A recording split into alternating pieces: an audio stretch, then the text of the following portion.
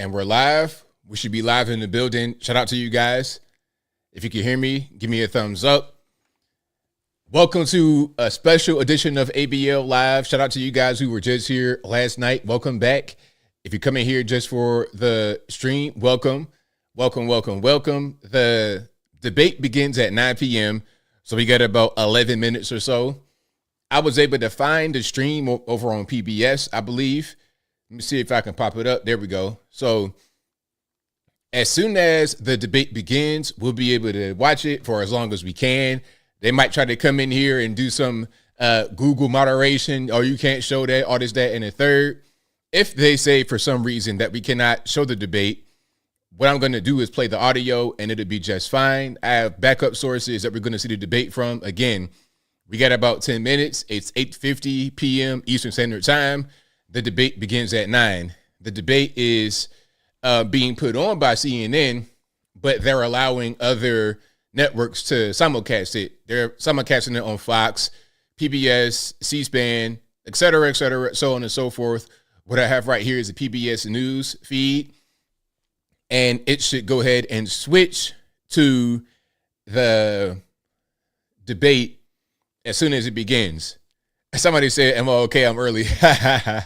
I told you I'll be a little bit early today because I want to be here right when the actual debate starts. I want to be here a little bit before. So as soon as the debate begins, we could be right up on it. And if there's any kind of complications with the stream, with the source I have, then I'll be able to switch pretty quickly, pretty easily. So that'll be how we go about that. And shout out to everybody in here for watching. Tonight will also be when Trump announces his VP pick. So who do you guys think will be the VP pick? Do you think it'll be Vivek Ramaswamy? Will it be Byron Donalds? Will it be Doug Burgum? Who's going to be the VP pick for President Donald Trump? All right. And how do you think Biden will do? Do you think Biden will be pumped full of whatever? I don't know what they're going to put in this man to keep him afloat. What they're going to have to put something really different in this man to keep him afloat. I don't know what it is. Some kind of new stuff they got that we don't know about yet. That's not known to the public. Okay, so we'll see. Somebody says Curry Lake, Flynn. Hey, Red Fury says, do I get to blame the white man for being early, for ABO being early? Yeah, blame the white man for ABO being early for sure. Honestly, you should pick Byron. A lot of people are saying Byron.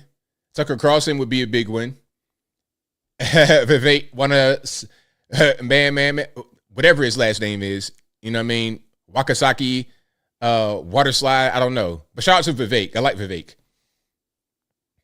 All right, so we're going to see Elise Stefanik. That's an interesting one. Ruth says they're going to put Biden on B12, peptides, Adderall. Hey, that might be what they have to do. That might be it. Okay, and again, we are waiting on the stream to begin. It'll start at 9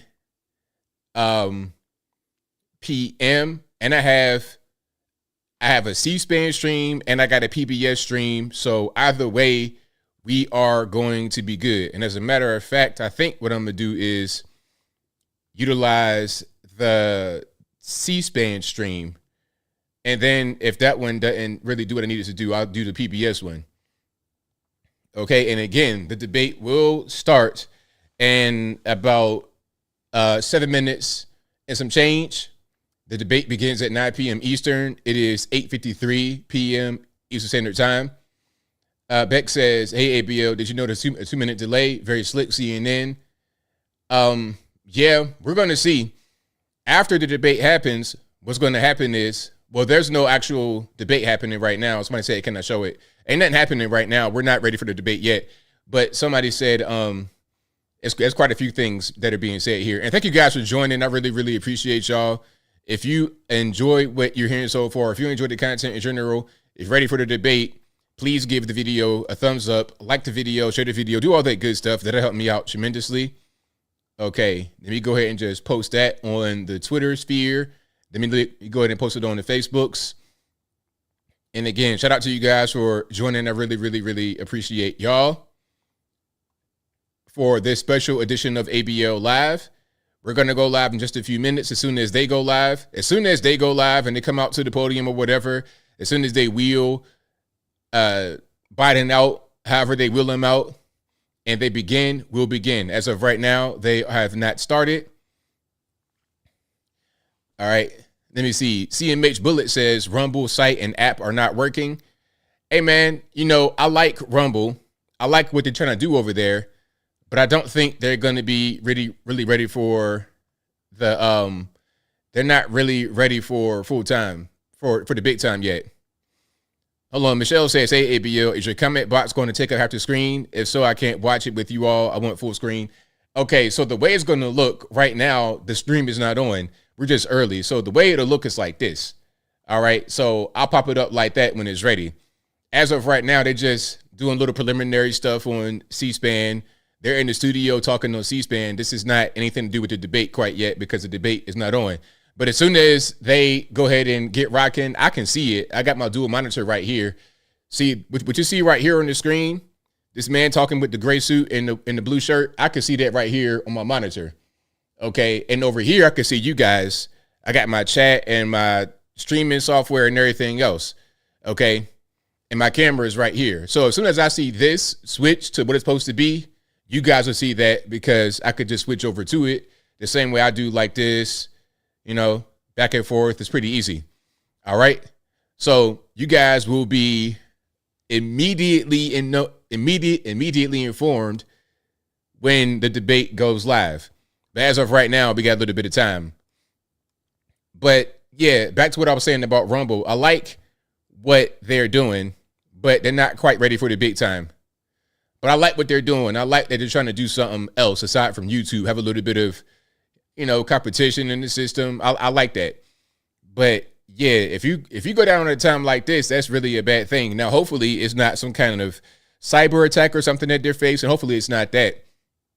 But if it's just a technical issue, then that shows that they're not really ready for the big time quite yet. But again, I like what they're doing. I like that they're trying to be, you know, their own thing and not beholden to the advertisers and the censors and all that kind of stuff. So shout out to them. All right. David Ray says Rumble is still down. I can't watch anyone there. Well, hey, man, you guys over on YouTube, I really appreciate y'all for being here. And if you enjoyed the content, if you enjoyed the channel, if you want to support me, please give the video a thumbs up.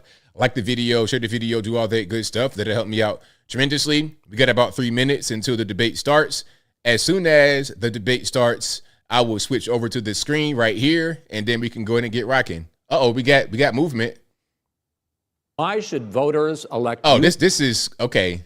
That's an old video. That's from 2020. There has never been an administration. Yeah, that's not a new video. That's from 2020. You see the date stamp right there, 9/29/20. Okay, I'm not sure why they're showing that right now. Why would you C-SPAN? Like, let's use our brain for a minute. If people are waiting for the debate to start, and then you pop up a screen that has Trump and Biden on stage with a moderator, and it's a debate format, they're going to think this is the debate. When it's not the debate, this is from 2020. Like, let's use our brains a little bit here, shall we? Anyway, I digress.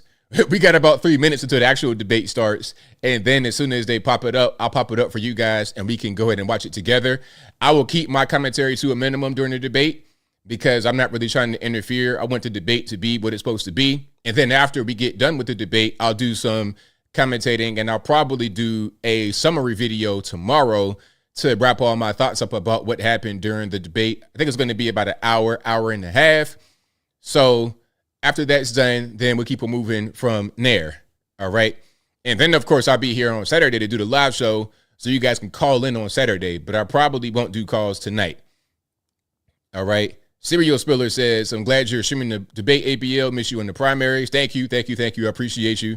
Thank you for being here. We got about 2 minutes until it starts.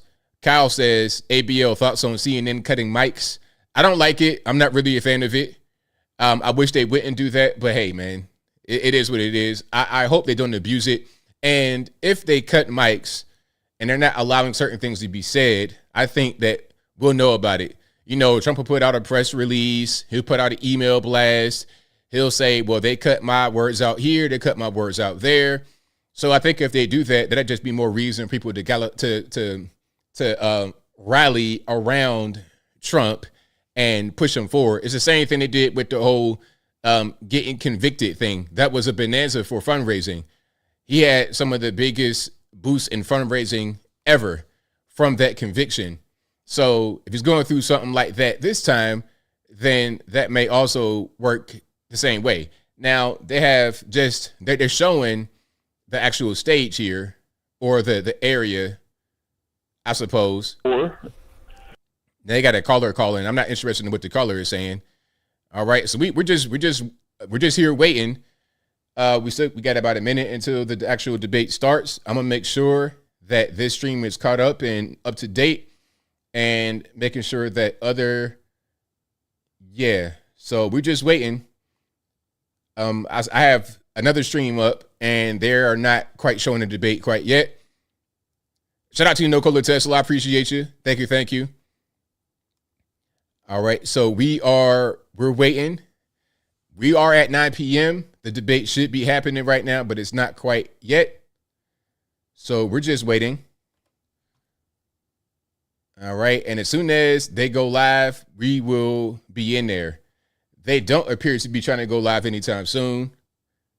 Minutes of debate expected tonight between President Biden and former President Trump. Following the debate, our coverage continues right here. We'll take your phone calls and your reaction on social media. We'll also be live with surrogates from the campaigns inside.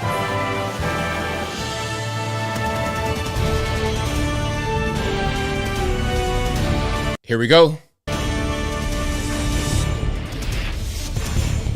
We're live from Georgia, a key battleground state in the race for the White House. In just moments, the current U.S. president will debate the former U.S. president as their party's presumptive nominees, a first in American history. We want to welcome our viewers in the United States and around the world to our studios in Atlanta. This is the CNN presidential debate.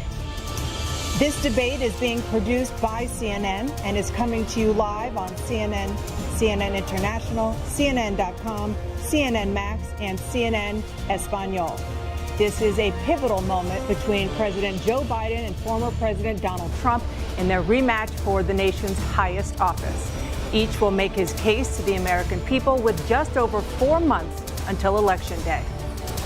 Good evening, I'm Dana Bash, anchor of CNN's Inside Politics and co-anchor of State of the Union. I'm Jake Tapper, anchor of CNN's The Lead and co-anchor of State of the Union. Dana and I will co-moderate this evening. Our job is to facilitate a debate between the two candidates tonight.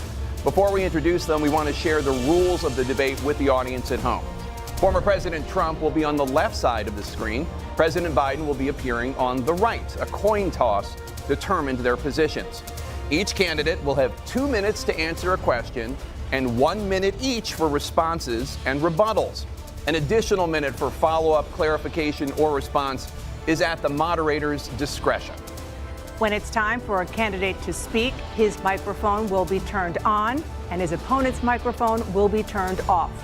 Should a candidate interrupt when his microphone is muted, he will be difficult to understand for viewers at home. At the end of the debate, Each candidate will get 2 minutes for closing statements. There is no studio audience tonight.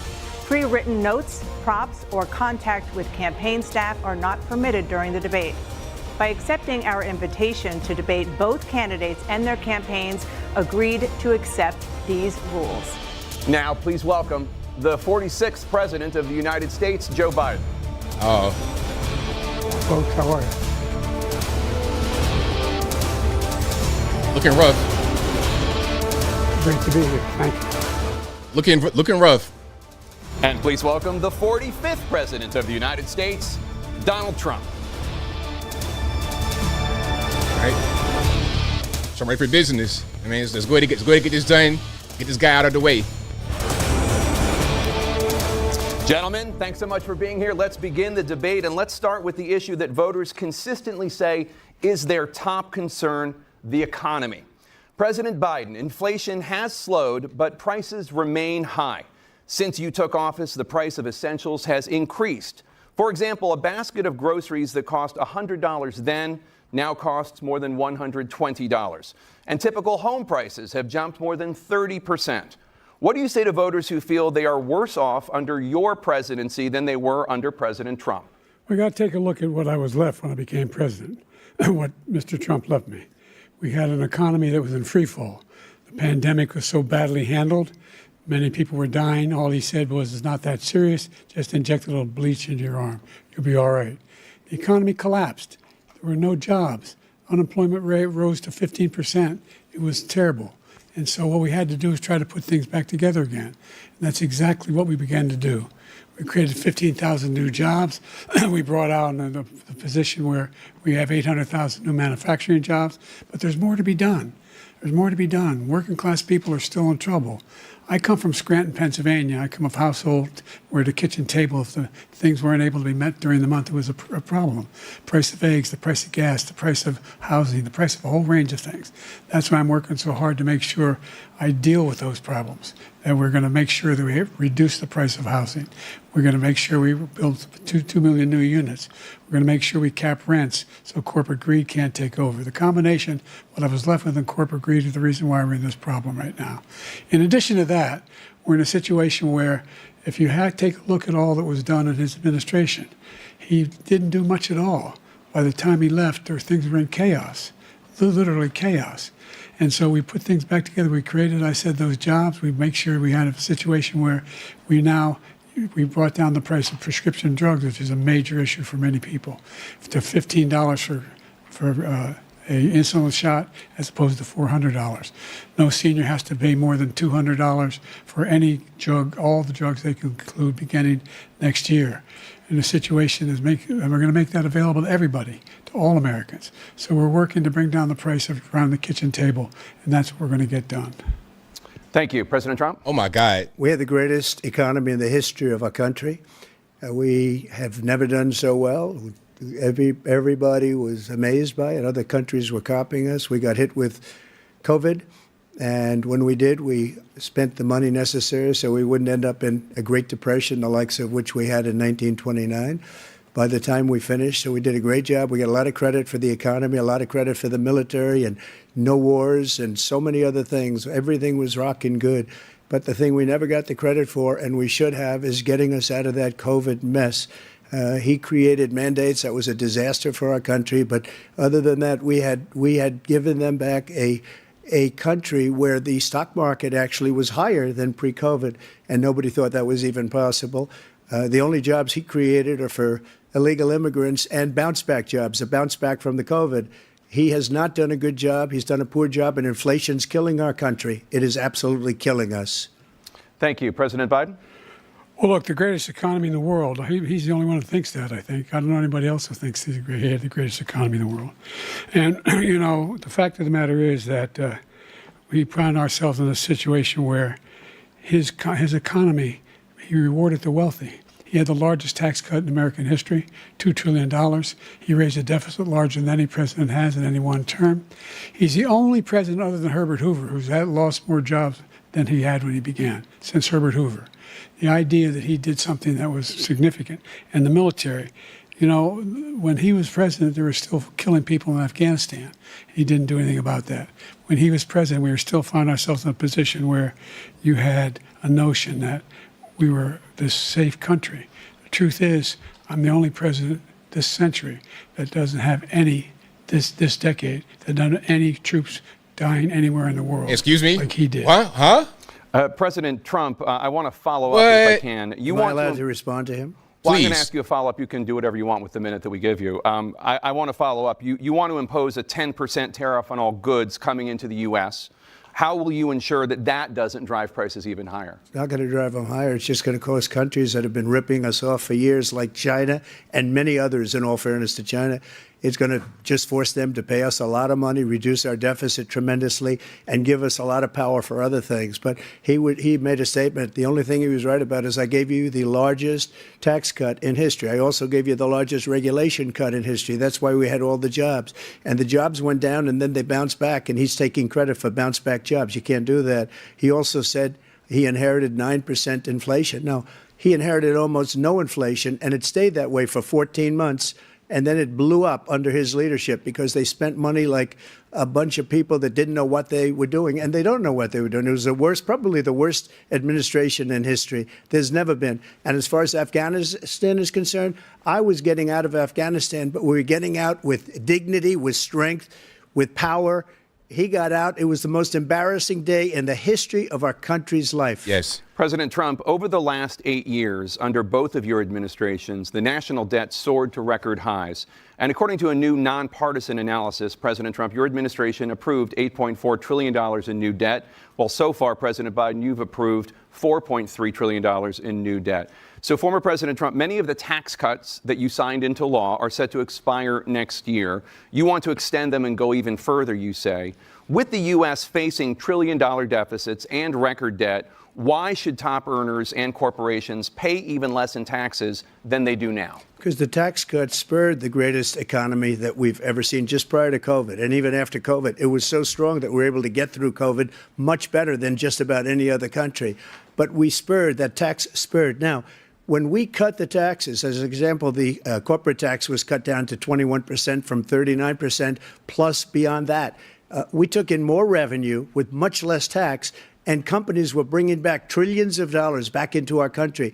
The country was going like never before, and we were ready to start paying down debt. We were ready to start using the liquid gold right under our feet, the oil and gas right under our feet. We were going to have something that nobody else has had. We got hit with COVID. We did a lot to fix it. I gave him an unbelievable situation with all of the therapeutics and all of the things that we came up with. We gave him something great. Remember, more people died under his administration, even though we had largely fixed it. More people died under his administration than our administration, and we were right in the middle of it, something which a lot of people don't like to talk about. But he had far more people dying in his administration. He did the mandate, which is a disaster, mandating it. The vaccine went out. He did a mandate on the vaccine, which is the thing that people most objected to about the vaccine. And Yes. he did a very poor job, just a very poor job. And I will tell you, not only poor there, but throughout the entire world, we're no longer respected as a country. They don't respect our leadership. They don't respect the United States anymore. We're like a third world nation between weaponization of his election, trying to go after his political opponent. All of the things he's done, we've become like a third world nation, and it's a shame. The damage he's done to our country. And I'd love to ask him, and will, why he allowed millions of people to come in here from prisons, jails, and mental institutions to come into our country and destroy our country. President Whoa. Trump, we will get to immigration later in this block. Man. President Biden, I want to give you an opportunity to respond to this question about the national debt. Look at his face. He had the largest national debt of any president in a 4-year period, number one. Number two, that $2 trillion tax cut benefited the very wealthy. What I'm going to do is fix the tax system. For example, we have 1,000 trillionaires in America. Billionaires in America. And what's happening? They're in a situation where they, in fact, pay 8.2% in taxes. If they just paid 24% or 25%, either one of those numbers, they'd raise $500 billion, I should say, in a 10-year period. We'd be able to wipe out his debt. We'd be able to help make sure that all those things we need to do, child care, elder care, making sure that we continue to strengthen our health care system, making sure that we're able to make every single solitary person eligible for what I've been able to do with the with the COVID. With dealing with everything we have to do with. Look at Trump. If try getting it out. Beat Medicare. Thank you, President Biden. President Trump? Well, he's right. He did beat Medicare. He beat it to death, and he's destroying Medicare because all of these people are coming in. They're putting them on Medicare. They're putting them on Social Security. They're going to destroy Social Security. This man is going to single-handedly destroy Social Security. These millions and millions of people coming in, they're trying to put them on Social Security. He will wipe out Social Security. He will wipe out Medicare. So he was right in the way he finished that sentence. And it's a shame. What's happened to our country in the last 4 years is not to be believed. Foreign countries, I'm friends with a lot of people, they cannot believe what happened to the United States of America. We're no longer respected. They don't like us. We give them everything they want, and they think we're stupid. They think we're very stupid people. what we're doing for other countries, and they do nothing for us. What this man has done is absolutely criminal. Thank you, President Trump. Dana? This is the first presidential election since the Supreme Court overturned Roe v. Wade. This morning, the court ruled on yet another abortion case, temporarily allowing emergency abortions to continue in Idaho, despite that state's restrictive ban. Former President Trump, you take credit for the decision to overturn Roe v. Wade, which returned the issue of abortion to the states. Correct. Yes. However, the federal government still plays a role in whether or not women have access to abortion pills. They're used in about 2/3 of all abortions. As president, would you block abortion medication? First of all, the Supreme Court just approved the abortion pill, and I agree with their decision to have done that, and I will not block it. And if you look at this whole question that you're asking, complex but not really complex. 51 years ago, you had Roe v. Wade, and everybody wanted to get it back to the states. Everybody, without exception. Democrats, Republicans, liberals, conservatives. Everybody wanted it back. Religious leaders. And what I did is I put 3 great Supreme Court justices on the court, and they happened to vote in favor of killing Roe v. Wade and moving it back to the states. This is something that everybody wanted. Now, 10 years ago or so, they started talking about how many weeks and how many this, getting into other things. But every legal scholar throughout the world, the most respected, wanted it brought back to the states. I did that. Now the states are working it out. If you look at Ohio, it was a decision that was an end result that was a little bit more liberal than you would have thought. Kansas, I would say the same thing. Texas is different. Florida is different. But they're all making their own decisions right now. And right now, the states control it. That's the vote of the people. Like Ronald Reagan, I believe in the exceptions. I am a person that believes. And frankly, I think it's important to believe in the exceptions. Some people, you have to follow your heart. Some people don't believe in that. But I believe in the exceptions for rape, incest, and the life of the mother. I think it's very important. Some people don't. Follow your heart. But you have to get elected also. And because that has to do with other things. You got to get elected. The problem they have is they're radical because they will take the life of a child in the 8th month, the 9th month, and even after birth. After birth, if you look at the former governor of Virginia, he was willing to do this. He said, we'll put the baby aside and we'll determine what we do with the baby, meaning we'll kill the baby. What happened is we brought it back to the states, and the country is now coming together on this issue. It's been a great thing. Thank you. President Biden? It's been a terrible thing, what you've done. The fact is that the vast majority of constitutional scholars supported Roe when it was decided, supported Roe. And that's this idea that they were all against it is just ridiculous. And this is the guy who says the state should be able to have it. We're in a state where in 6 weeks, you don't even know whether you're pregnant or not, but you cannot see a doctor, and have him decide on what your circumstances are, whether you need help. The idea that states are able to do this is a little like saying we're going to turn civil rights back to the states. Let each state have a different rule. Look, there's so many young women who have been, including a young woman who just was murdered, and he went to the funeral. The idea that she was murdered by an immigrant coming in, they talk about that. But here's the deal. There's a lot of young women who are being raped by their in-laws, by their spouses, brothers and sisters. It's just ridiculous, and they can do nothing about it. And they try to arrest them when they cross state lines. Thank you. There have been many young women murdered by the same people he allows to come across our border. We have a border that's the most dangerous place anywhere in the world, considered the most dangerous place anywhere in the world. And he opened it up, and these killers are coming into our country, and they are raping and killing women. And it's a terrible thing. As far as the abortion is concerned, it is now back with the states. The states are voting. In many cases, it's frankly a very liberal decision. In many cases, it's the opposite. But they're voting, and it's bringing it back to the vote of the people, which is what everybody wanted, including the founders, if they knew about this issue, which, frankly, they didn't. But they would have, everybody wanted brought back. Ronald Reagan wanted it brought back. He wasn't able to get it. Everybody wanted it brought back, and many presidents had tried to get it back. I was the one to do it. And again, this gives it the vote of the people, and that's where they wanted it. Every legal scholar wanted it that way.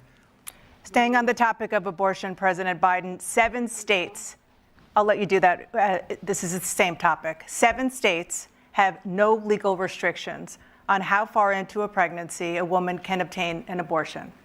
Do you support any legal limits on how late a woman should be able to terminate a pregnancy? Good I question. supported Roe v. Wade, which had 3 trimesters. The first time is between the woman and the doctor. Second time is between the doctor and an extreme situation. The third time is between the doctor, between the woman and the state. The idea that the politicians, that the founders wanted the politicians to be the ones making decisions about women's health is ridiculous. That's the last. No politician should be making that decision. A doctor should be making those decisions. That's how it should be run. That's what you're going to do. And if I'm elected, I'm going to restore Roe v. Wade. Good luck with that. Means he can take the life of the baby in the 9th month and even after birth, because some states, Democrat run, take it after birth. Again, the former governor of Virginia, put the baby down, then we decide what to do with it. So he's willing to, as we say, rip the baby out of the womb in the 9th month and kill the baby. Nobody wants that to happen, Democrat or Republican. Nobody wants it to happen. That is simply not true. The Roe v. Wade does not provide for that. That's not the circumstance. Only if a woman's life is in danger, she's going to die. That's the only circumstance in which that can happen. But we are not for late-term abortion, period. All right. Period. So you said it. You said it. The Roe v. Wade, you have late-term abortion. You can do whatever you want, depending on the state. You can do whatever you want. We don't think that's a good thing. We think it's a radical thing. We think the Democrats are the radicals, not the Republicans. For 51 years, that was the law. 51 years, constitutional scholarship said it was the right way to go. 51 years, and it was taken away because this guy put very conservative members on the Supreme Court. He takes credit for taking it away. What's he going to do? What's he going to do, in fact, if the MAGA Republicans, he gets elected, here we go. and the MAGA Republicans control the Congress, and they pass a universal ban on abortion, period, across the board at 6 weeks or 7 or 8 or 10 weeks, something very, very conservative. Is he going to sign that bill? I'll veto it. He'll sign it. Thank you. Let's turn now to the issue of immigration and border security. President Biden, a record number of migrants have illegally crossed the southern border on your watch. Overwhelming border states and overburdening cities such as New York and Chicago, and in some cases causing real safety and security concerns. Given that, why should voters trust you to solve this crisis? Because we worked very hard to get a bipartisan agreement that not only changed all of that, it made sure that we are in a situation where you had no circumstance where they could come across the border with the number of border police there are now. We significantly increased the number of asylum officers. By the way, the Border Patrol endorsed my position. In addition to that, we found ourselves in a situation where when he was president, he was separating babies from their mothers, putting them in cages, making sure the families were separated. That's not the right way to go. What I've done since I've changed the law, what's happened? I've changed it in a way that now you're in a situation where there are 40% fewer people coming across the border illegally. That's better than when he left office. And I'm going to continue to move until we get the total ban on the total initiative relative to what we're going to do with more Border Patrol and more asylum officers. President Trump? I really don't know what he said at the end of that sentence. I don't think he knows what he said either. Look, we had the safest border in the history of our country. The border, all he had to do was leave it. All he had to do was leave it. He decided to open up our border, open up our country to people that are from prisons, people that are from mental institutions, insane asylum, terrorists. We have the largest number of terrorists coming into our country right now, all terrorists, all over the world, not just in South America, all over the world. They come from the Middle East, everywhere. All over the world, they're pouring in. And this guy just left it open. And he didn't need legislation because I didn't have legislation. I said, close the border. We had the safest border in history. In that final couple of months of my presidency, we had, according to Border Patrol, who is great, and by the way, who endorsed me for president, but I won't say that, but they endorsed me for president. Brandon, just speak to him. But look, we had the safest border in history. Now we have the worst border in history. There's never been anything like it. And people are dying all over the place, including the people that are coming up in caravans. Thank you, President Trump. President Biden? The only terrorist who's done anything crossing the border is one who came along and killed 3, under his administration, killed an al-Qaeda person come in his administration, killed 3 American soldiers, kill 3 American soldiers. That's the only terrorist that's there. I'm not saying that no terrorist ever got through, but the idea they're emptying their prisons, we're welcoming these people, it's simply not true. There's no data to support what he said. Once again, he's exaggerating, he's lying. President Trump, staying on the topic of immigration, you've said that you're going to carry out, quote, the largest domestic deportation operation in American history, unquote. Does that mean that you will deport every undocumented immigrant in America, including those who have jobs, including those whose spouses are citizens, and including those who have lived here for decades? And if so, how will you do it? Just 1 second. He said we killed 3 people. The people we killed are al-Baghdadi and Soleimani, the 2 greatest terrorists, biggest terrorists anywhere in the world, and it had a huge impact on everything, not just border, on everything. He's the one that killed people with the bad water, including hundreds of thousands of people dying, and also killing our citizens when they come in.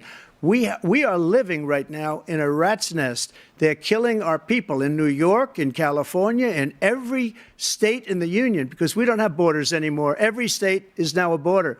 And because of his ridiculous, insane, and very stupid policies, people are coming in and they're killing our citizens at a level that we've never seen. We call it migrant crime.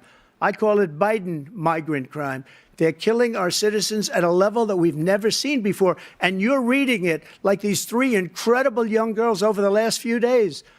One of them, I just spoke to the mother, and they just had the funeral for this girl, 12 years old. This is horrible what's taken place. What's taken place in our country, we're literally an uncivilized country now. He doesn't want it to be. He just doesn't know. He opened the borders. Nobody's ever seen anything like. And we have to get a lot of these people out, and we have to get them out fast because they're going to destroy our country. Just take a look at where they're living. They're living in luxury hotels in New York City and other places. Our veterans are on the street. They're dying because he doesn't care about our veterans. He doesn't care. He doesn't like the military at all, and he doesn't care about our veterans. Nobody been worse. I had the highest approval rating for veterans taking care of the VA. He has the worst. He's gotten rid of all the things that I approved. Choice that I got through Congress, all of the different things I approved, they abandoned. We had by far the highest, and now it's down in less than half because he's done all these great things that we did. And I think he did it just because I approved it, which is crazy. But he has killed so many people at our border by allowing all of these people to come in. And it's a very sad day in America. President Biden, you have the mic. Every single thing he said is a lie. Every single one. For example, veterans are a hell of a lot better off since I passed the PACT Act. Really? 1 million of them now have insurance, and their families have it. Their families have it because what happened, whether it was Agent Orange or burn pits, they're all being covered now. And his group opposed that. We're also in a situation where we have great respect for veterans. My son spent a year in Iraq, living next to one of those burn pits, came back with stage 4 glioblastoma. I was recently in France for D-Day, and I spoke all about those heroes that died. I went to the World War I cemetery he refused to go to. He was standing with his 4-star general, and he told me, he said, I don't want to go in there because they're a bunch of losers and suckers. My son was not a loser, was not a sucker. You're the sucker. You're the loser. President Trump? First of all, that was a made-up quote, suckers and losers. They made it up. It was in a third-rate magazine that's failing, like many of these magazines. He made that up. He put it in commercials. We've notified him. We had 19 people that said I didn't say it. And think of this. Who would say I'm at a cemetery or I'm talking about our veterans? Because nobody's taken better care. I'm so glad this came up and he brought it up.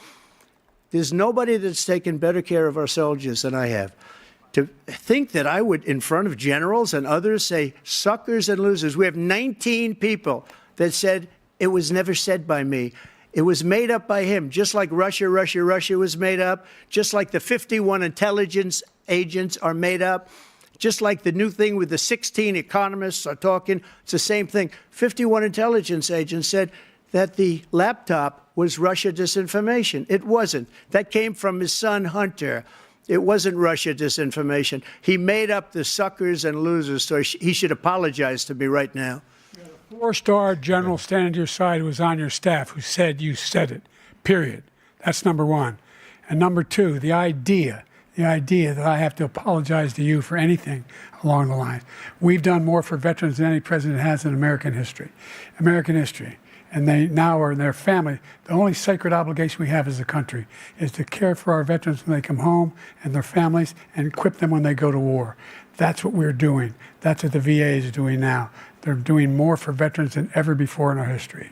All right. Thank you so much. Let's move to the topic of foreign policy. I want to begin with Russia's war against Ukraine, which is now in its third year. Former President Trump, Russian President Vladimir Putin says he'll only end this war if Russia keeps the Ukrainian territory it has already claimed and Ukraine abandons its bid to join NATO. Are Putin's terms acceptable to you? First of all, our veterans and our soldiers can't stand this guy. They can't stand him. They think he's the worst commander-in-chief, if that's what you call him, that we've ever had. They can't stand him. So let's get that straight. And they like me more than just about any of them. And that's based on every single bit of information. As far as Russia and Ukraine, if we had a real president, the president that knew, that was respected by Putin, he would have never invaded Ukraine. A lot of people are dead right now, much more than people know. You know, they talk about numbers. You can double those numbers, maybe triple those numbers. He did nothing to stop it. In fact, I think he encouraged Russia from going in. I'll tell you what happened. He was so bad with Afghanistan. It was such a horrible embarrassment, most embarrassing moment in the history of our country, that when Putin watched that and he saw the incompetence, that he should have fired those generals, like I fired the one that you mentioned. And so he's got no love lost. But he should have fired those generals. No general got fired for the most embarrassing moment in the history of our country, Afghanistan, where we left billions of dollars of equipment behind. We lost 13 beautiful soldiers, and 38 soldiers were obliterated. And by the way, we left people behind, too. We left American citizens behind. When Putin saw that, he said, you know what? I think we're going to go in and maybe take this was his dream. I talked to him about it, his dream. The difference is he never would have invaded Ukraine, never.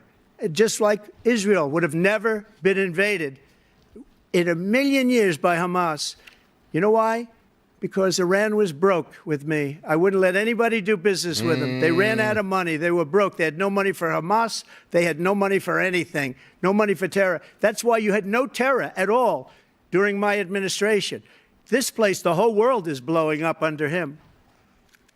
President Biden? Killed him. Never heard so much malarkey in my whole life. Look, the fact of the matter is that we're in a situation where, let's take the last point first. Iran attacked American troops, caused brain damage for a number of these troops, and he did nothing about it. Recently, not when he was president. They attacked. He said they're just having headaches. That's all it is. He didn't do a thing when the attack took place, number one.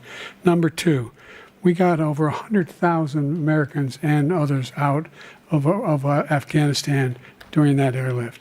Number three, we found ourselves in a situation where, if you take a look at what Trump did in Ukraine, this guy told Trump, do whatever you want, and do whatever you want. And that's exactly what Trump did to Putin, encourage him, do whatever you want. And he went in. And listen to what he said when he went in. He was going to take Kyiv in 5 days, remember? Because it's part of the old Soviet Union. That's what he wanted to reestablish, Kyiv. And he, in fact, didn't do it at all. He wasn't able to get it done. And they've lost thousands and thousands of troops, 500,000 troops. President Trump, I never said that. For 1 minute, I just want to go back to my original question, which is, are Putin's terms acceptable to you? Keeping the territory in Ukraine? No, they're not acceptable. But look, this is a war that never should have started. If we had a leader in this war, he led everybody along. He's given $200 billion now or more to Ukraine. He's given $200 billion. That's a lot of money. I don't think there's ever been anything like it. Every time that Zelensky comes to this country, he walks away with $60 billion. He's the greatest salesman ever. And I'm not knocking him. I'm not knocking anything. I'm only saying the money that we're spending on this war, and we shouldn't be spending, it should have never happened. I will have that war settled between Putin and Zelensky as president-elect before I take office on January 20th. I'll have that war settled.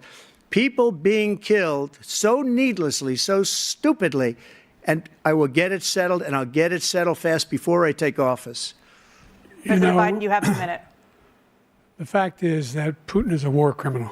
He's killed thousands and thousands of people. And he has made one thing clear. He wants to reestablish what was part of the Soviet Empire, not just a piece. He wants all of Ukraine. That's what he wants. And then you think he'll stop there? Do you think he'll stop when if he takes Ukraine? What do you think happens to Poland? What do you think of Belarus? What do you think happens to those NATO countries? Get real. And so if you want a war, you ought to find out what he's going to do, because if in fact he does what he says and walks away, and by the way, all that money we give Ukraine are from weapons we make here in the United States. We give them the weapons, not the money at this point.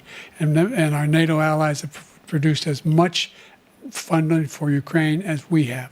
That's why we're strong. Thank you. Moving on to the Middle East. In October, Hamas attacked Israel, killing more than 1,000 people and taking hundreds of hostages. Among those held and thought to still be alive are 5 Americans. Israel's response has killed thousands of Palestinians and created a humanitarian crisis in Gaza. President Biden, you've put forward a proposal to resolve this conflict, but so far Hamas has not released the remaining hostages, and Israel is continuing its military offensive in Gaza. So what additional leverage will you use to get Hamas and Israel to end the war? You have 2 minutes. Number one, everyone from the United Nations Security Council straight through to the G7 to the Israelis and Netanyahu himself have endorsed the plan I put forward. Which has 3 stages to it. The first stage is trade the hostages for a ceasefire. Second phase is a ceasefire with additional conditions. The third phase is the end of the war. The only one who wants the war to continue is Hamas. Number one, they're the only ones standing out. We're still pushing hard to get them to accept. In the meantime, what's happened? In Israel, we're finding that the only thing I've denied Israel was 2,000-pound bombs. They don't work very well in populated areas. They kill a lot of innocent people. We're providing Israel with all the weapons they need and when they need them. And by the way, I'm the guy that organized the world against Iran when they had a full-blown intercontinental ballistic missile attack on Israel. No one was hurt. No one Israeli was accidentally killed, and it just stopped. We saved Israel. We are the biggest producer of support for Israel of anyone in the world. And so there are 2 different things. Hamas cannot be allowed to be continued. We continue to send our experts and our intelligence people as to how they can get Hamas like we did bin Laden. You don't have to do it. And by the way, they've been greatly weakened, Hamas, greatly weakened, and they should be. They should be eliminated. But you've got to be careful for using certain weapons among population centers. Just going back to Ukraine for 1 second. We have an ocean separating us. The European nations together have spent $100 billion, or maybe more than that, less than us. Why doesn't he call them and say, you got to put up your money like I did with NATO? I got them to put up hundreds of billions of dollars. The Secretary General of NATO said Trump did the most incredible job I've ever seen. They wouldn't have any. They were going out of business. We were spending almost 100% of the money was paid by us. He didn't do that. He's getting all. You got to ask these people to put up the money. We're over $100 billion more spent, and it has a bigger impact on them because of location, because we have an ocean in between. You got to ask them. As far as Israel and Hamas, Israel's the one that wants to go. He said the only one that wants to keep going is Hamas. Actually, Israel is the one, and you should let him go and let him finish the job. He doesn't want to do it. He's become like a Palestinian, but they don't like him because he's a very bad Palestinian. He's a weak one. President Biden, Wow. you have a minute. I've never heard so much foolishness. This is a guy who wants to get out of NATO. Are you going to stay in NATO?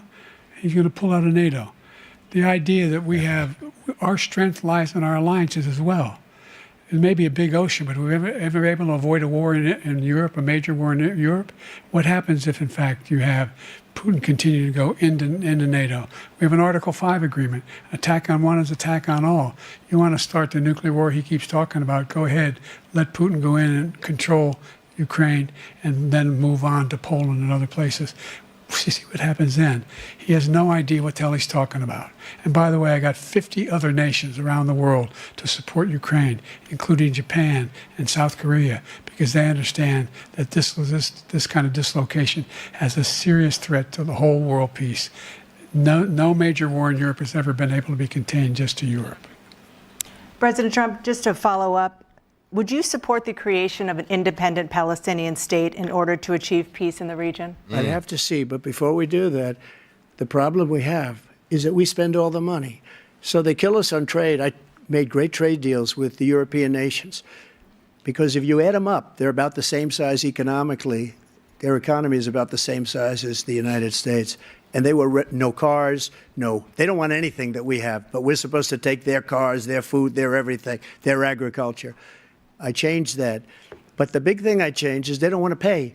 And the only reason that he can play games with NATO is because I got them to put up hundreds of billions of dollars. I said, and he's right about this, I said, no, I'm not going to support NATO if you don't pay. They asked me that question, would you guard us against Russia at a very secret meeting of the 28 states at that time, nations at that time? And I said, no, if you don't pay, I won't do that. And you know what happened? Billions and billions of dollars came flowing in the next day and the next months. But now we're in the same position. We're paying everybody's bills. Let's turn to the issue of democracy. Former President Trump, I want to ask you about January 6, 2021. After you rallied your supporters that day, some of them stormed the Capitol to stop the constitutionally mandated counting of electoral votes. As president, you swore an oath to, quote, preserve, protect, and defend, unquote, the Constitution. What do you say to voters who believe that you violated that oath through your actions and inaction on January 6th and worry that you'll do it again? Well, I don't think too many believe that. And let me tell you about January 6th. On January 6th, we had a great border. Nobody coming through, very few. On January 6th, we were energy independent. On January 6th, we had the lowest taxes ever. We had the lowest regulations ever. On January 6th, we were respected all over the world. All over the world, we were respected. And then he comes in, and we're now laughed at. We're like a bunch of stupid people. What happened to the United States' reputation under this man's leadership is horrible, including weaponization, which I'm sure at some point you'll be talking about, where he goes after his political opponent because he can't beat him fair and square. You have 80 seconds left. My question was, what do you say to those voters who believe that you violated your constitutional oath through your actions and inaction on January 6, 2021, and worry that you'll do it again? Well, I didn't say that to anybody. I said peacefully and patriotically. And Nancy Pelosi, if you just watched the news from 2 days ago, on tape to her daughter, who's a documentary filmmaker, they say, but she's saying, oh, no, it's my responsibility. I was responsible for this because I offered her 10,000 soldiers or National Guard, and she turned them down. And the mayor in writing, by the way, the mayor in writing turned it down, the mayor of D.C. They turned it down. I offered 10,000 because I could see. Facts. I had virtually nothing to do. They asked me to go make a speech. I could see what was happening. Everybody was saying they're going to be there on January 6th. They're going to be there. And I said, you know what? There's a lot of people coming. You could feel it. You could feel it, too, and you could feel it. And I said, they ought to have some National Guard or whatever. Yeah. And I offered it to her. And she now admits that she turned it down. And it was the same day she was, I don't know, she can't be very happy with her daughter because it made her into a liar. She said, I take full responsibility for January 6th. President Biden? Facts. Look, he encouraged those folks to go up to Capitol Hill, No, he number didn't. one. I sat in the dining room off the Oval Office. He sat there for 3 hours watching, begging, being begged by his vice president and a number of his colleagues on the Republican side as well to do something, to call for a stop, to end it. Instead, they talked about these people being patriots and great patrons of America. In fact, he says he'll now forgive them for what they've done. They've been convicted. He says he wants to commute their sentences and say that no. But he went to every single court in the nation. I don't know how many cases, scores of cases, including the Supreme Court. And they said, no, this guy is responsible for doing what was done. He did do a damn thing. And these people should be in jail. And they should be the ones who are being held accountable. And he wants to let them all out. And now he says if he loses again, such a whiner that he is, that it could be a bloodbath. Thank you, President Biden. President Trump? What they've done to some people that are so innocent, you ought to be ashamed of yourself. What you have done, how you've destroyed the lives of so many people. When they ripped down Portland, when they ripped down many other cities, you go to Minnesota, Minneapolis, what they've done there with the fires all over the city. If I didn't bring in the National Guard, that city would have been destroyed. When you look at all of they took over big chunks of Seattle. I was all set to bring in the National Guard. They heard that. They saw them coming, and they left immediately. What he said about this whole subject is so off. Peacefully patriotic. One other thing. The Unselect Committee, which is basically two horrible Republicans that are all gone now, out of office, and Democrats, all Democrats, they destroyed and deleted all of the information they found because they found out we were right. We were right. And they deleted and destroyed all of the information. They should go to jail for that. If a Republican did that, they'd go to jail. Thank you, President Trump. President Biden, I want to give you a minute. The only person on this stage is a convicted felon is the man I'm looking at right now. Oh, boy. And the fact of the matter is, what he's telling you is simply not true. The fact is that there was no effort on his part to stop what was going on up in Capitol Hill. And all those people, every one of those who were convicted, deserves to be convicted. The idea that they didn't kill somebody, just went in and broke down doors, broke the windows, occupied offices, turned over desks, turned them over statues. The idea that those people are patriots? Come on. When I asked him the first two debates we had, the debates we had first time around, I said, will you denounce the Proud Boys? He said, no, I'll tell them to stand by. The idea he's refusing, will you denounce these guys? Will you denounce the people we're talking about now? Will you denounce the people who attacked that Capitol? What are you going to do? I'm going to give you a minute, President Trump, for a follow-up question I have.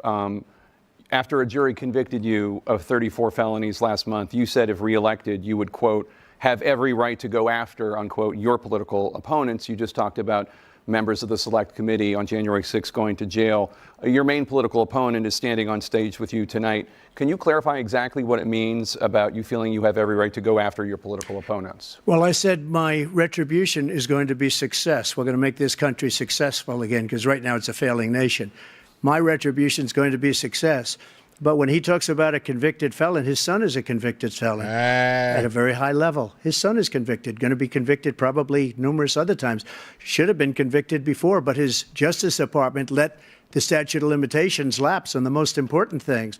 But he could be a convicted felon as soon as he gets out of office. Joe could be a convicted felon with all of the things that he's done. He's done horrible things. All of the death caused at the border. Telling the Ukrainian people that we're going to want $1 billion or you change the prosecutor. Otherwise, you're not getting $1 billion. If I ever said that, that's quid pro quo. That we're not going to do anything. We're not going to give you $1 billion unless you change your prosecutor having to do with the son. This man is a criminal. This man, you're lucky. You're lucky. I did nothing wrong. We'd have a system that was rigged and disgusting. I did nothing wrong. Thank you, President Trump. President Biden, you have said, I'm coming right to you, sir. You want to respond? Go ahead. I'll give you a minute to respond. The idea that I did anything wrong relative to what you're talking about is outrageous. It's simply a lie, number one. Number two, the idea that you have a right to seek retribution against any American just because you're president is wrong. It's simply wrong. No president's ever spoken like that before. No president in our history has spoken like that before. Number three, the crimes that you are still charged with, and think of all the civil penalties you have. How many billions of dollars do you owe in civil penalties for molesting a woman in public, for doing a whole range of things, of having sex with a porn star on the night while your wife was pregnant? Is that illegal? What are you talking about? You have the morals of an alley cat. Give you a minute, sir. I didn't have sex with a porn star, number one. Number two, that was a case that was started and moved. They moved a high-ranking official, a DOJ, into the Manhattan DA's office to start that case. That case is going to be appealed and won. We had a very terrible judge, a horrible judge, Democrat. The prosecutor were all high-ranking Democrats, appointed people, and both the civil and the criminal.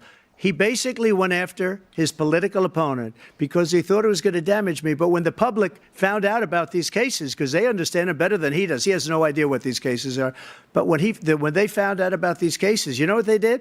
My poll numbers went up, way up. You know that because you're reporting it. Sure did. And we took in more money in the last 2 weeks than we've ever taken in the history of any campaign. I don't think any campaign has ever taken. Hundreds of millions of dollars came pouring in because the public knows it's a scam and it's a guy that's after his political opponent because he can't win fair and square. Thank you, President Trump. President Biden, you have said, quote, Donald Trump and his MAGA Republicans are determined to destroy American democracy.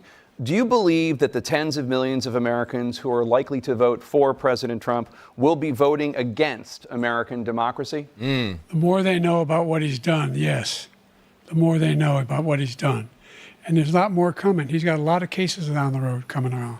He's got a whole range of issues he has to face. I don't know what the juries will do, but I do know he has a real problem. And so the fact that, could you ever think you hear any president say that I'm going to seek retribution? Do you ever hear any president say that I thought Hitler had some good ideas? What got me involved to run in the first place after my son had died, I decided in Iraq, because of Iraq, I said I wasn't going to run again until I saw what happened in Charlottesville, Virginia.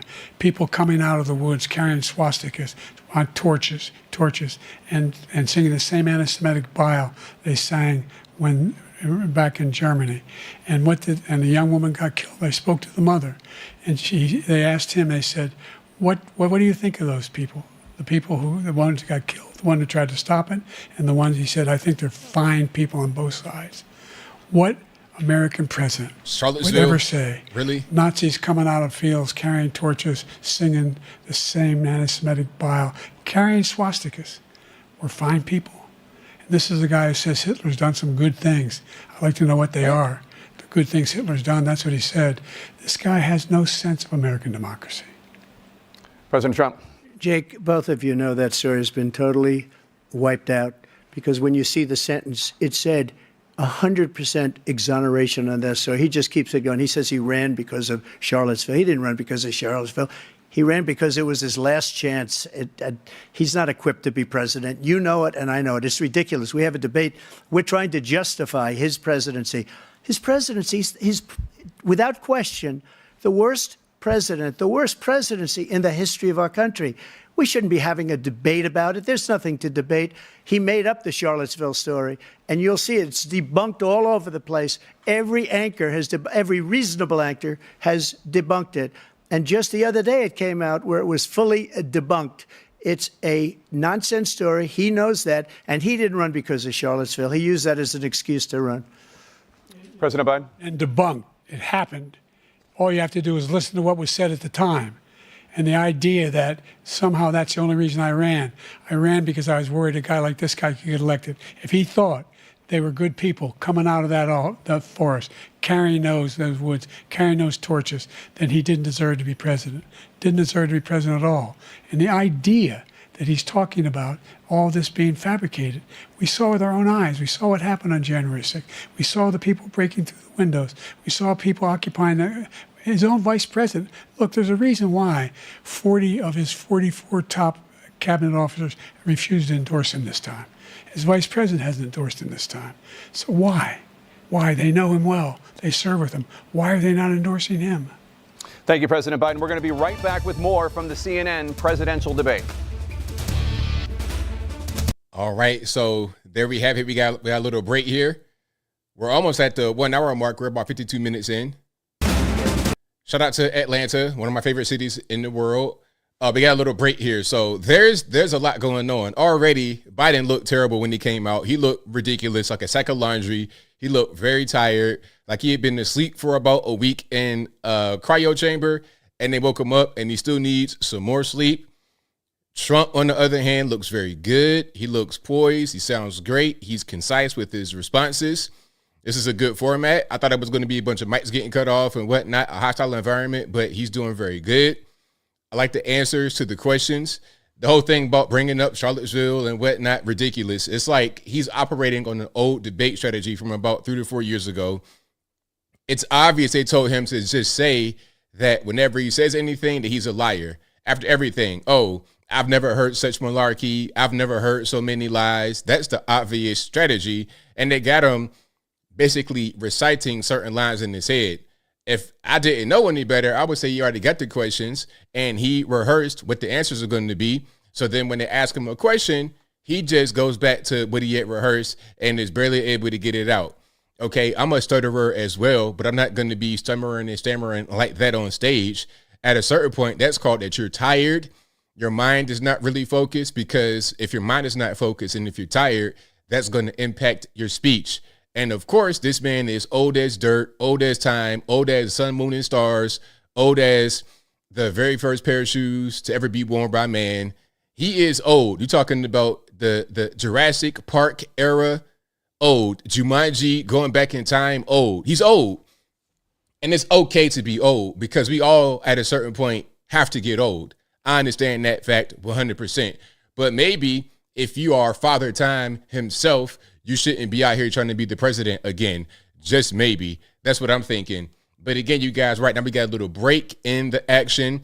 I think this is going to be an hour and a half. All right. So we're right at the hour mark, about 55 minutes in. So as soon as they come back, we're going to pop right back into it. And then we're going to keep on going here. So, yeah, what do you guys think so far? I know I don't have to ask you guys who's doing better than who. I don't need to ask that question. Everyone can see that Trump's doing better. If you're honest, it doesn't matter if you're a Democrat, Republican, Libertarian, non-political, it doesn't matter. If you're being honest, you have got to say that Trump is doing better than Biden during the debate, and it's not close. It is not close. Anyone can see what's going on. And as far as CNN moderating, I think they're doing a pretty decent job. I'm not really mad at them. Okay, I think they have done okay. Okay, better, much better than I expected for sure. So we're going to see how that whole thing goes. All right, then they're talking about the RNC coming up July 15th, and then another one, the DNC. I didn't quite see that one. I think that'll be in Chicago.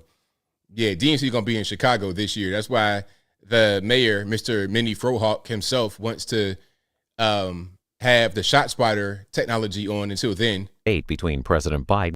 Okay, they're still on the break right here. So we're going to get to that in a minute. I think I've been to this little area right here where they're having a debate. I'm not quite sure.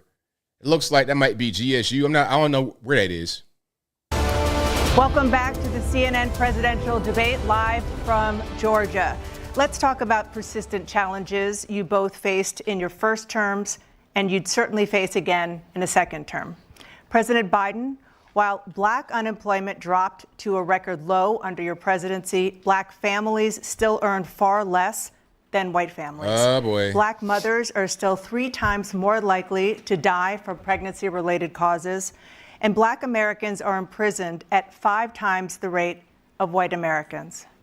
What do you say to black voters who are disappointed that you haven't made more progress? They acknowledge they made a lot of progress, number one.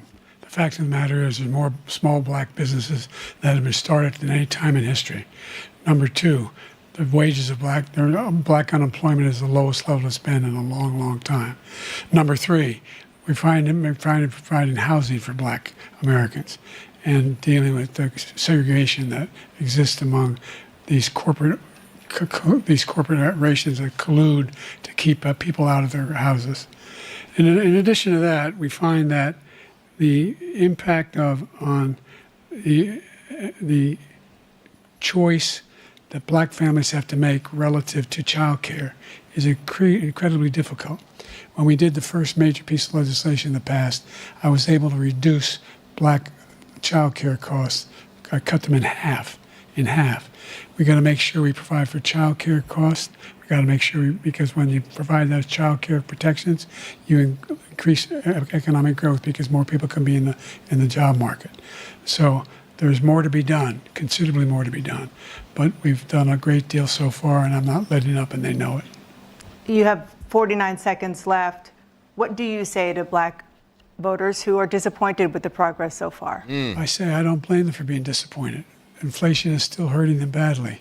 For example, I provided for the idea that any black family first-time home buyers should get a $10,000 tax credit to be able to buy their first home so they can get started.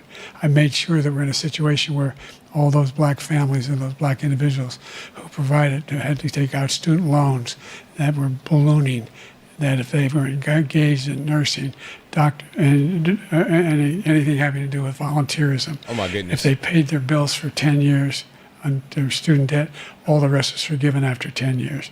Millions have benefited from that. And we're going to do a whole lot more for black families. Thank you, President Trump. And he caused the inflation. He's blaming inflation, and he's right, it's been very bad. He caused the inflation, and it's killing black families and Hispanic families and just about everybody. It's killing people. They can't buy groceries anymore. They can't. You look at the cost of food where it's doubled and tripled and quadrupled. Yes. They can't live. They're not living anymore. He caused this inflation. I gave him a country with essentially no inflation. It was perfect. It was so good. All he had to do is leave it alone. He destroyed it with his Green New scam and all this money that's being thrown out the window. He caused inflation. As sure as you're sitting there, the fact is that his big kill on the black people is the millions of people that he's allowed to come in through the border. They're taking black jobs now, and it could be 18, it could be 19, and even 20 million people. They're taking black jobs, and they're taking Hispanic jobs, and you haven't seen it yet, but you're going to see something that's going to be the worst in our history. Thank you. President Biden. Facts. There was no inflation when I became president. You know why? The economy was flat on its back. 15% unemployment. He decimated the economy, absolutely decimated the economy. That's why there was no inflation at the time. There were no jobs. We provided thousands of millions of jobs for individuals who are in all communities, including minority communities. We made sure that they have health insurance. We have covered, the ACA has increased. I made sure that they're $8,000 per person in a family to get written off for health care. But this guy wants to eliminate that. They tried 50 times. He wants to get rid of the ACA again, and they're going to try again if they win. You find ourselves in a position where the idea that we're not doing any, we put more police on the street than any administration has. He wants to cut the cops. We're providing for equity and making sure people have a shot to make it. There's a lot going on, but in inflation, he caused it by his tremendous malfeasance in the way he handled the pandemic. Thank you. Another persistent challenge is the climate crisis. 2023 was the hottest year in recorded history, and communities across the country are confronting the devastating effects of extreme heat, intensifying wildfires, stronger hurricanes, and rising sea levels. It's BS. Former President Trump, you've vowed to end your opponent's climate initiatives, but will you take any action as president to slow the climate crisis? Well, let me just go back to what he said about the police, how close the police are to him. Almost every police group in the nation from every state is supporting Donald J. Trump. Almost every police group. And what he's done to the black population is horrible, including the fact that for 10 years he called them super predators. We can't, in the 1990s, we can't forget that. Super predators was his name, and he called it to them for 10, and they've taken great offense at it, and now they see it happening. But when they see what I did for criminal justice reform and for the historically black colleges and universities, yes, where I funded them and got them all funded, and the opportunity zones with Tim, as you know, Tim Scott was incredible. He did a great job, great senator from South Carolina. He came to me with the idea, and it was a great idea. It's one of the most successful economic development acts ever in the country, opportunity zones. And the biggest beneficiary are blacks. And that's why we have the best numbers with them in maybe ever. They're saying ever. I read this morning where ever, the best numbers. He's lost much of the black population because he's done a horrible job for black people. He's also done a horrible job for Hispanics. But wait till you see these millions of people pouring into our country, and they're going to take the jobs, and it's already started, and you haven't seen anything yet. It's a disaster. You've 38 seconds left. President Trump, will you take any action as president to slow the climate crisis? So I want absolutely immaculate clean water, and I want absolutely clean air, and we had it. We had H2O. We had the best numbers ever, and we were using all forms of energy, all forms, everything. And yet, during my 4 years, I had the best environmental numbers ever. And my top environmental people gave me that statistic just before I walked on the stage, actually. Good answer. I don't know where the hell he's been. The idea that anything he said is true. I've passed the most extensive climate change legislation in history. We find ourselves, and by the way, black colleges. I came up with $15 billion for HBCUs, historic black universities and colleges, because they don't have the kind of contributors that they have to build these laboratories and the like. Any black student is capable in college of doing any white student can do. They just don't have the money, but now they'll be able to get those smart as white kids. We're in a situation where the idea that he is claiming to have done something that had the cleanest water, he hadn't done a damn thing for the environment. He pulled out of the Paris Climate Accord. I immediately joined it because if we reach 1.5 degrees Celsius at any one point, there's no way back. The only existential threat to humanity is climate change, and he didn't do a damn thing about it. He wants to undo all that I've done. The Paris Accord was going to cost us $1 trillion, and China nothing, and Russia nothing, and India nothing. It was a ripoff of the United States. And I ended it because I didn't want to waste that money because they treat us horribly. We were the only ones. It was costing us money. Nobody else was paying into it. And it was a disaster. But everything that he said just now, I'll give you an example. I heard him say before insulin. I'm the one that got the insulin down for the seniors. I took care of the seniors. What he's doing is destroying all of our medical programs because the migrants coming in, they want everybody. And look, I have the biggest heart on the stage. I guarantee you that. And I want to take care of people. But we're destroying our country. They're taking over our schools, our hospitals, and they're going to be taking over Social Security. He is destroying Social Security, Medicare, and Medicaid. The idea is that we, in fact, we were the only ones of consequence who were not members of the Paris Accord. How can we do anything if we're not able to, the United States can't get its pollution under control? One of the largest polluters in the world, number one. We're making significant progress. By 2035, we will have cut pollution in half. We have made significant progress, and we're continuing to make progress. We set up a climate corps for thousands of young people to learn how to deal with climate, just like the Peace Corps. And we're moving in directions that are going to significantly change the elements of cause of pollution. But the idea that he claims that he has the biggest heart up here and he's really concerned about pollution and about climate, I've not seen any indication of that. And by the way, with regard to prescription drugs, one company agreed that they would reduce the price to $35, which I was calling for, one, voluntarily. I made sure every company in the world, every pharmaceutical company, cannot have to pay. Thank you. And by the way, so every day, millions of Americans struggle just to make ends meet. For many older Americans, Social Security provides a critical lifeline. President Biden, if nothing is done to Social Security, seniors will see their benefits cut in just over 10 years. Will you name tonight one specific step that you're willing to take to keep Social Security solvent? yes, make the very wealthy begin to pay their fair share. Right now, everybody making under $170,000 pays 6% of their income, of their paycheck, every single time they get a paycheck from the time the first one they get when they're 18 years old.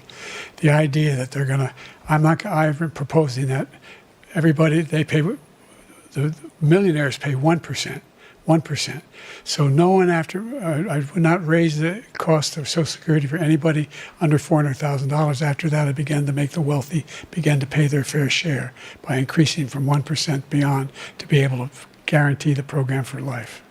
So you still have 82 seconds left. Are there any other measures that you think that would be able to help keep Social Security solvent, or is that one enough? Well, no, that one enough will keep it solvent, but the biggest thing I'll do if we defeat this man, because he wants to get rid of Social Security. He thinks there's plenty to cut in Social Security. He's wanting to cut Social Security and Medicare, both times. And and if you look at the program put forward by the House Republican caucus that I believe supports, is in fact want to cut it as well. The idea that we don't need to protect our seniors is ridiculous. And by the way, American public has greater health care coverage today than ever before. And on the ACA, as I said, you're in a circumstance where 400,000 people, 40 million people would not have insurance because they have a pre-existing condition. The only thing that allows them to have that insurance is the fact that they, in fact, are part of the ACA. And by the way, the other thing is, we're in a situation where I talk about education for black communities. I've raised the amount of money for Pell Grants by another $8,000. So anybody making under $70,000 a year is going to be able to get $15,000 toward their tuition. He just doesn't know what he's talking about. Thank you, President Biden. President Trump. So I've dealt with politicians all my life. I've been on this side of the equation for the last 8 years. I've never seen anybody lie like this guy. He lies. I've never seen it. He can look you in the face about so many other things, too. And we mentioned the laptop. We mentioned Russia, Ukraine. Everything he does is a lie. It's misinformation and disinformation. The losers and suckers story that he made up is a total lie on the military. It's a disgrace. But Social Security, he's destroying it because millions of people are pouring into our country, and they're putting them onto Social Security. They're putting them onto Medicare, Medicaid. They're putting them in our hospitals. They're taking the place of our citizens. What they're doing to the VA, to our veterans, is unbelievable. Our veterans are living in the street, and these people are living in luxury hotels. He doesn't know what he's doing, and it's really coming back. I've never seen such anger in our country before. President Biden. The idea that veterans are not being taken care of, I told you before. And by the way, when I said suckers and losers, he acknowledged after that he fired that general. That general got fired because he's the one that acknowledged that that's what he said. He was the one standing with Trump when he said it, number one. Number two, the idea that we're going to be in a situation where all these millions and millions, the way he talks about it, illegal aliens are coming into the country and taking away our jobs. There's a reason why we have the fastest growing economy in the world, the reason why we have the most successful economy in the world. We're doing better than any other nation in the world. And by the way, those 15 Nobel laureates he talked about being phony, those 15 Nobel laureates, economists, they all said that if Trump is reelected, we're likely to have a recession. And inflation is going to increasingly go up. And by the way, worst president in history, 159 presidential scholars voted him the worst president in the history of the United States of America.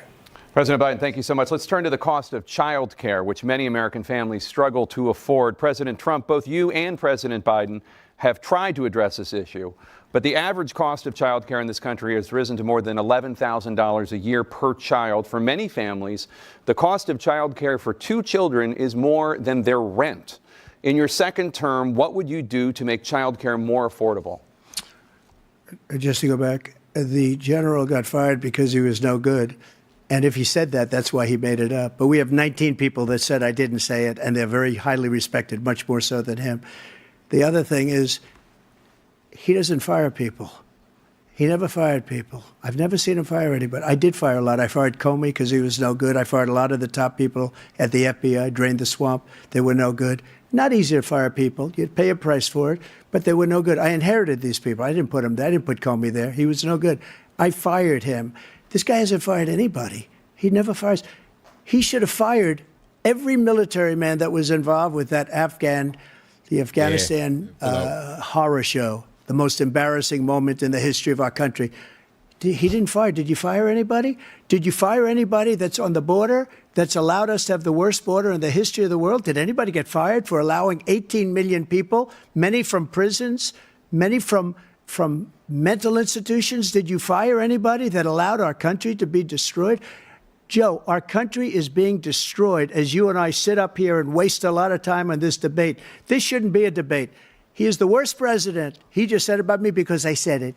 But look, he's the worst president in the history of our country. He's destroyed our country. Now, all of a sudden, he's trying to get a little tough on the border. He came out with a nothing deal, and it reduced it a little bit, like this much. It's insignificant.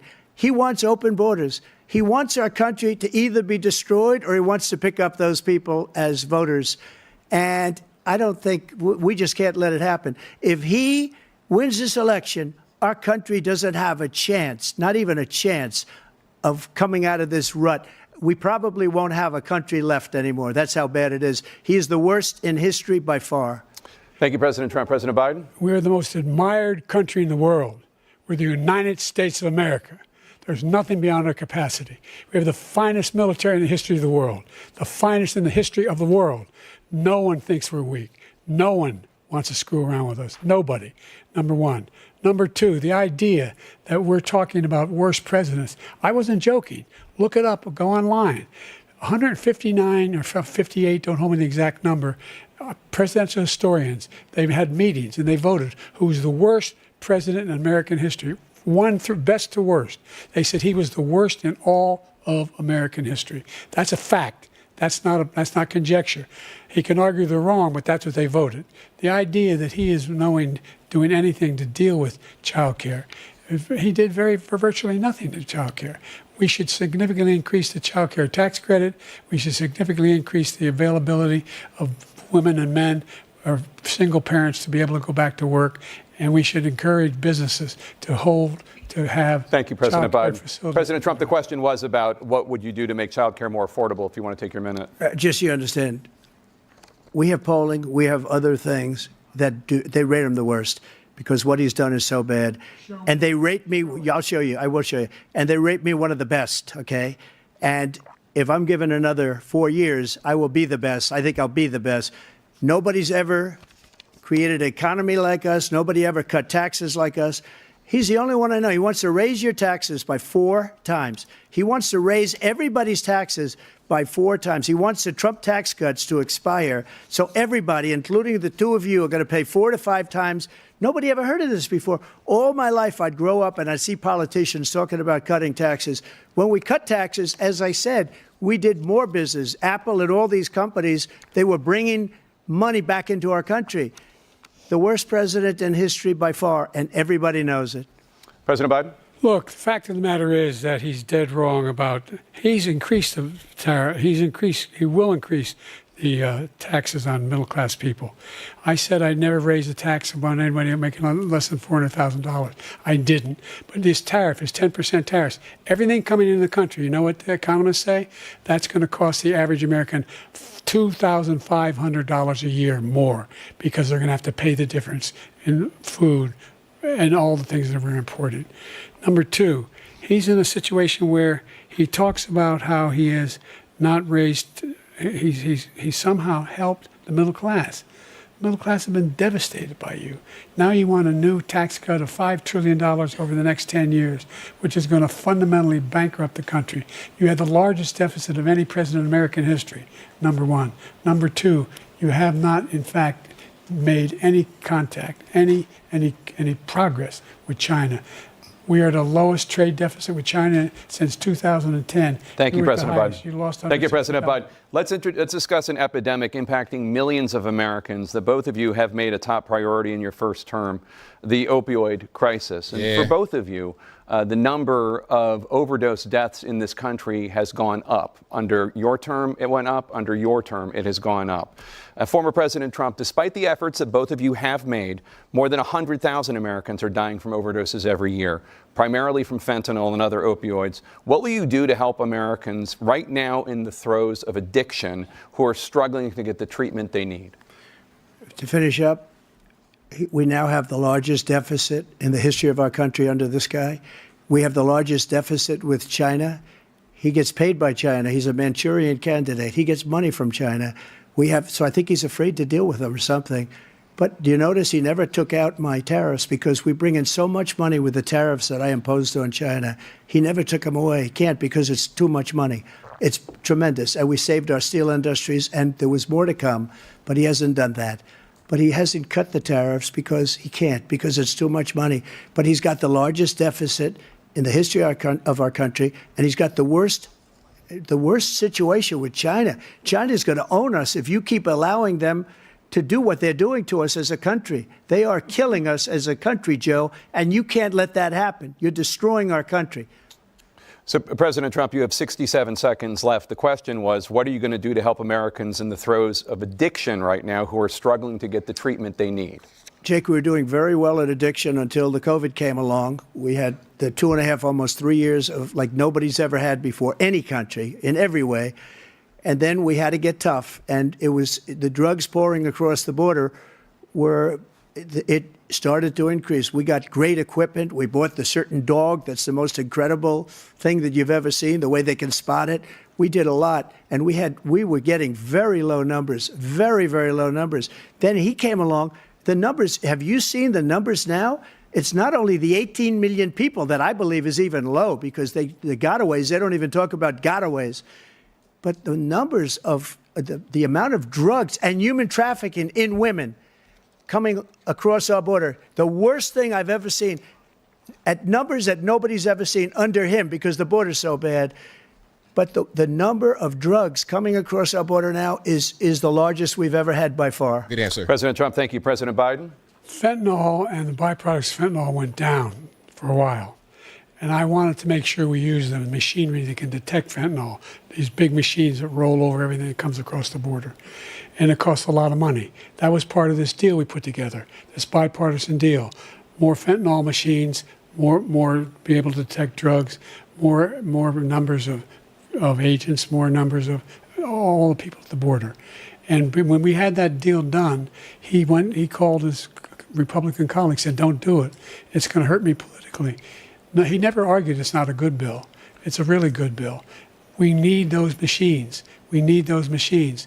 And we're coming down very hard in every country in Asia in terms of precursors for fentanyl. And Mexico is working with us to make sure they don't have the technology to be able to put it together. That's what we have to do. We need those machines. Thank you, President Biden. President Trump, and again, the question is about Americans in the throes of addiction right now, struggling to get the treatment they need. Well, this does pertain to it. He ended Remain in Mexico.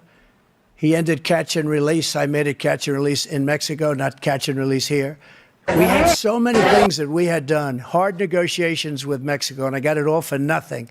It's just like when you have a hostage. We always pay $6 billion for a hostage. Every time we say it's a hostage.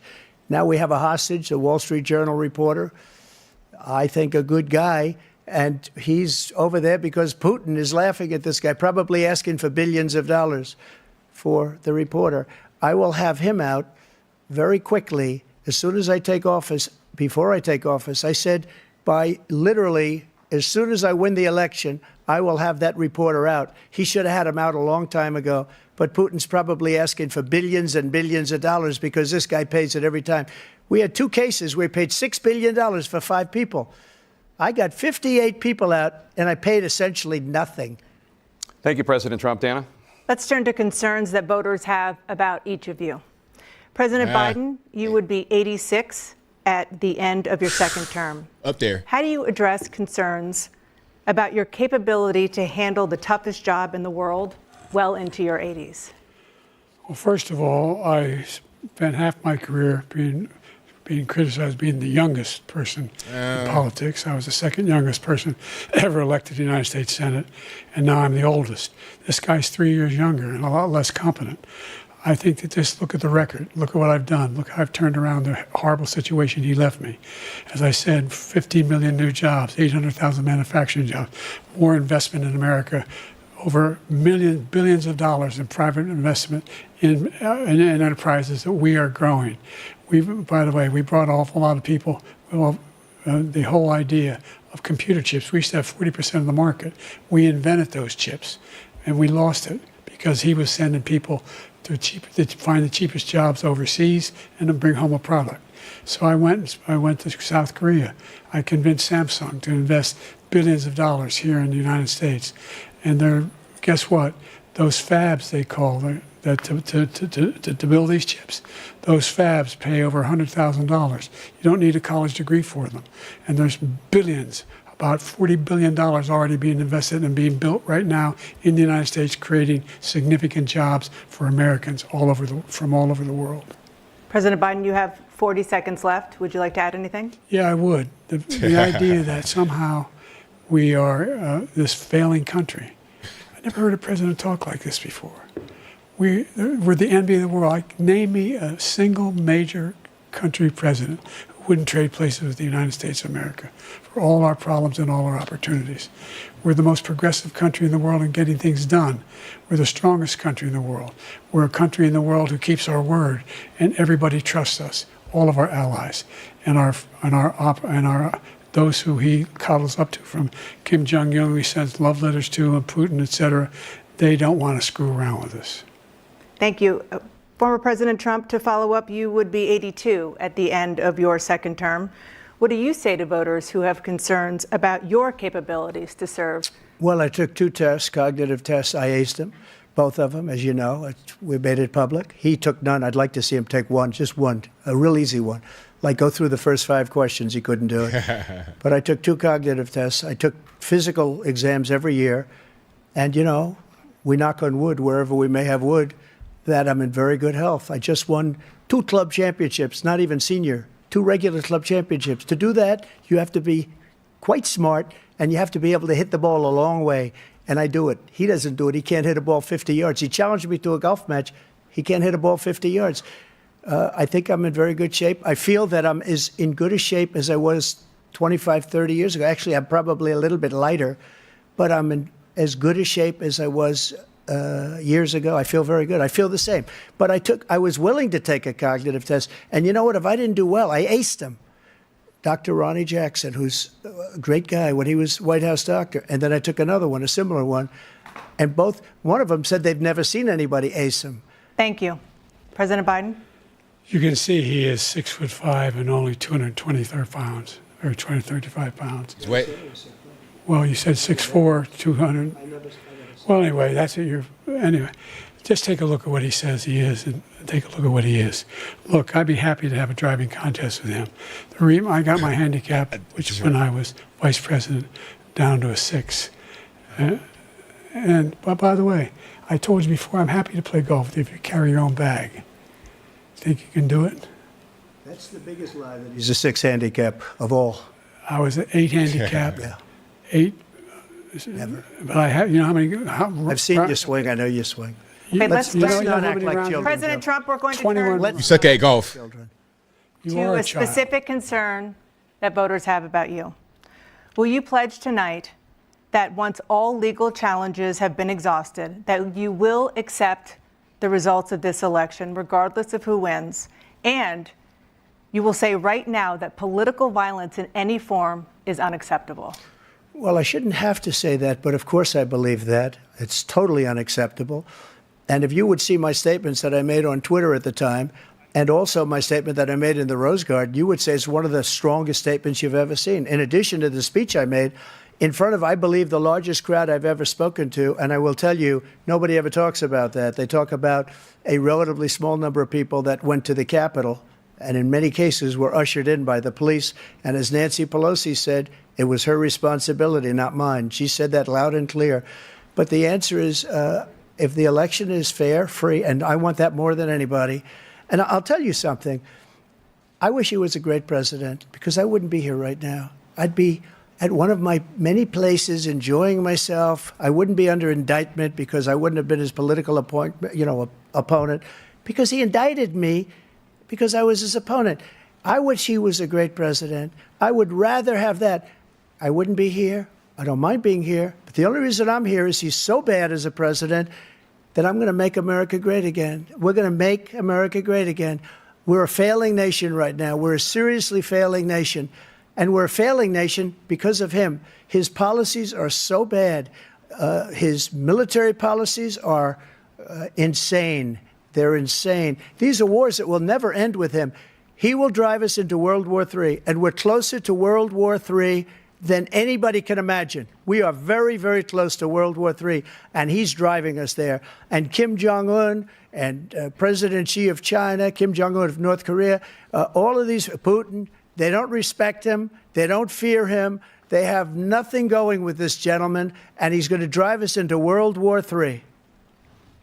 You want a World War III, let him follow and win, and let Putin say, do what you want, NATO. Just do what you want. There's a thing called Article 5. An attack on one is an attack on all, and required response. The idea The idea, I can't think of a single major leader in the world who wouldn't trade places with the job I've done and what they've done. Because we are a powerful nation. We have wonderful people. It's because of the people, not me. It's because of the American people. They're capable of anything, and they step up when they're needed. And right now, we're needed. We're needed to protect the world because our own safety is at stake. And again, you want to have a war, just let Putin go ahead and take Kyiv, make sure they move on, see what happens in Poland, Hungary, and other places along that border. Then you have a war. President Trump, as I come back to you for a follow-up, the question was, will you accept the results of this election, regardless of who wins? Just to finish what he said, if I might, Russia, they took a lot of land from Bush. They took a lot of land from Obama and Biden. They took no land, nothing from Trump, nothing. He knew not to do it. He's not going to play games with me. He knew that. I got along with him very well, but he knew not to play games. He took nothing from me. But now he's going to take the whole thing from this man right here. That's a war that should have never started. It would have never started ever with me. And he's going to take Ukraine. And, you know, you asked me a question before, would you do this with? He's got us in such a bad position right now with Ukraine and Russia because Ukraine's not winning that war. He said, I will never settle until such time. They're running out of people. They're running out of soldiers. They've lost so many people. It's so sad. They've lost so many people, and they've lost those gorgeous cities with the golden domes that are 1,000 years old, all because of him and stupid decisions. Russia would have never attacked if I were president. President Trump, the question was, will you accept the results of the election, regardless of who wins? Yes or no, please. If it's a fair and legal and good election, absolutely. I would have much rather accepted these. But the fraud and everything else was ridiculous. And if you want, we'll have a news conference on it in a week, or we'll have another one of these in a week. But I will absolutely, there's nothing I'd rather do. It would be much easier for me to do that than I'm running again. I wasn't really going to run until I saw the horrible job he did. He's destroying our country. I would be very happy to be someplace else, in a nice location someplace. And again, no indictments, no political opponent stuff, because it's the only way he thinks he can win. But unfortunately, it's driven up my numbers and driven them up to a very high level because the people understand it. Well, let's see what your numbers are when this election is over. Let's see. You're a whiner.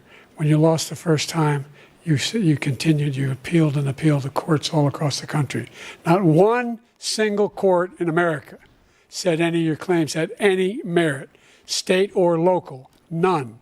But you continue to provoke this lie about somehow there's all this misrepresentation, all this stealing. There is no evidence of that at all. And I tell you what, I doubt whether you'll accept it because you're such a whiner. The idea, if you lose again, you accepting anything, you can't stand the loss. Something snapped in you when you lost the last time. We'll be right back with more from the CNN presidential debate. Live from Georgia. All right, so we get another break. We are about an hour and a half in. The CNN debate live from Atlanta, Georgia at the CNN studios. We have President Donald Trump versus President Biden. Obviously, from my point of view, Biden is doing very poorly. Trump is doing very well. Trump sounds good. He sounds crisp, sharp. He sounds ready to go ahead and get to it. What I've not heard yet, one thing I've not heard yet is the VP reveal, because that's supposed to be tonight. So we still got more time for the actual debate. We're just on a little break right now. So it's just a matter of time. I don't know if he's going to reveal it during the debate, like bring somebody on stage. Is it going to be like an email blast? Is he going to do a post-debate conference? I don't really know what's going on, but we're just on a little break right now. And it's pretty clear who's winning. This guy, Biden, I don't know what they got him on, but my man's eyes open all the way. It's like, sir, like, have you ever tried blinking? I think blinking might be a good pastime for you. That might be a good hobby for you to get involved in, is to, participate in some blinking with your eyeballs, get them nice and moisturized. But yeah, he's not doing very good. He has been relying on this thing where he just says whatever Trump says is a lie. I never heard such malarkey. And he's whispering and he's stuttering, barely able to get things out. And it's funny, whenever Trump looks at him, when he's struggling, he's like, giving him that little kind of like, what's going on over there, man? You all right? Everything's okay? Obviously, he's not okay. Everything's not all right. This guy, Joe Biden, is struggling real bad. The age answer was crazy. Talking about some, oh, well, when I first came in, I was the youngest. Now I'm the oldest. I'm like, what does that got to do with anything? We're worried about your age right now because you're no longer a spring chicken. If you were young, it wouldn't be as bad. Young just means you may be incompetent and inexperienced. But now you're just old, even if you were competent, which I don't believe that he is. Even if you had the competence right now, you don't have the mental dexterity. You don't have the mental stamina. You're about 1,000 years old. Okay. If you were a dog, you'd be a whole immortal. This is crazy, man. Get this guy off the stage, man. Put this guy in somebody's nursery somewhere and let him just hang out with his grandkids and his pet poodles and whatnot for the rest of his life. Okay. Now, some may get offended when they heard Trump say, you know what, I'd rather not be here. Basically, I'd rather would be doing something else, playing golf. I mean, that's what you really probably want to do. Once you get to be that age, you don't really want to be wrapped up in politics and going through all this rigmarole, going through court action, getting these ridiculous ticky-tack charges, BS charges. You don't want to do with nothing like that. You'd rather be enjoying your twilight years, having a good old time, hanging out with your grandkids, playing golf, doing other kind of hobbies, hanging out with your wife, raising your young boy. That's what you want. Let's go back. Between President Biden and former President Trump to resume. A reminder that we will get your reaction to what you... So this is just C-SPAN talking about what they're going to do afterward. As soon as they pop back in, I will pop back in for you guys. That's funny. I'm seeing this in Atlanta. They got an SRT Challenger on the screen. That's funny. It is now time for the candidates to deliver their closing statements as predetermined by a coin toss. We're going to begin with you, President Biden. You have 2 minutes. We've made significant progress from the debacle that was left by President Trump in his last term. We find ourselves in a situation where, number one, we have to make sure that we have a fair tax system. I ask anyone out there in the audience or anyone out watching this debate, do you think the tax system is fair? The fact is that I said nobody even making under $400,000 had a single penny increase in their taxes and will not. And if I'm reelected, that'll be the case again. But this guy has increased your taxes because of the deficit, number one.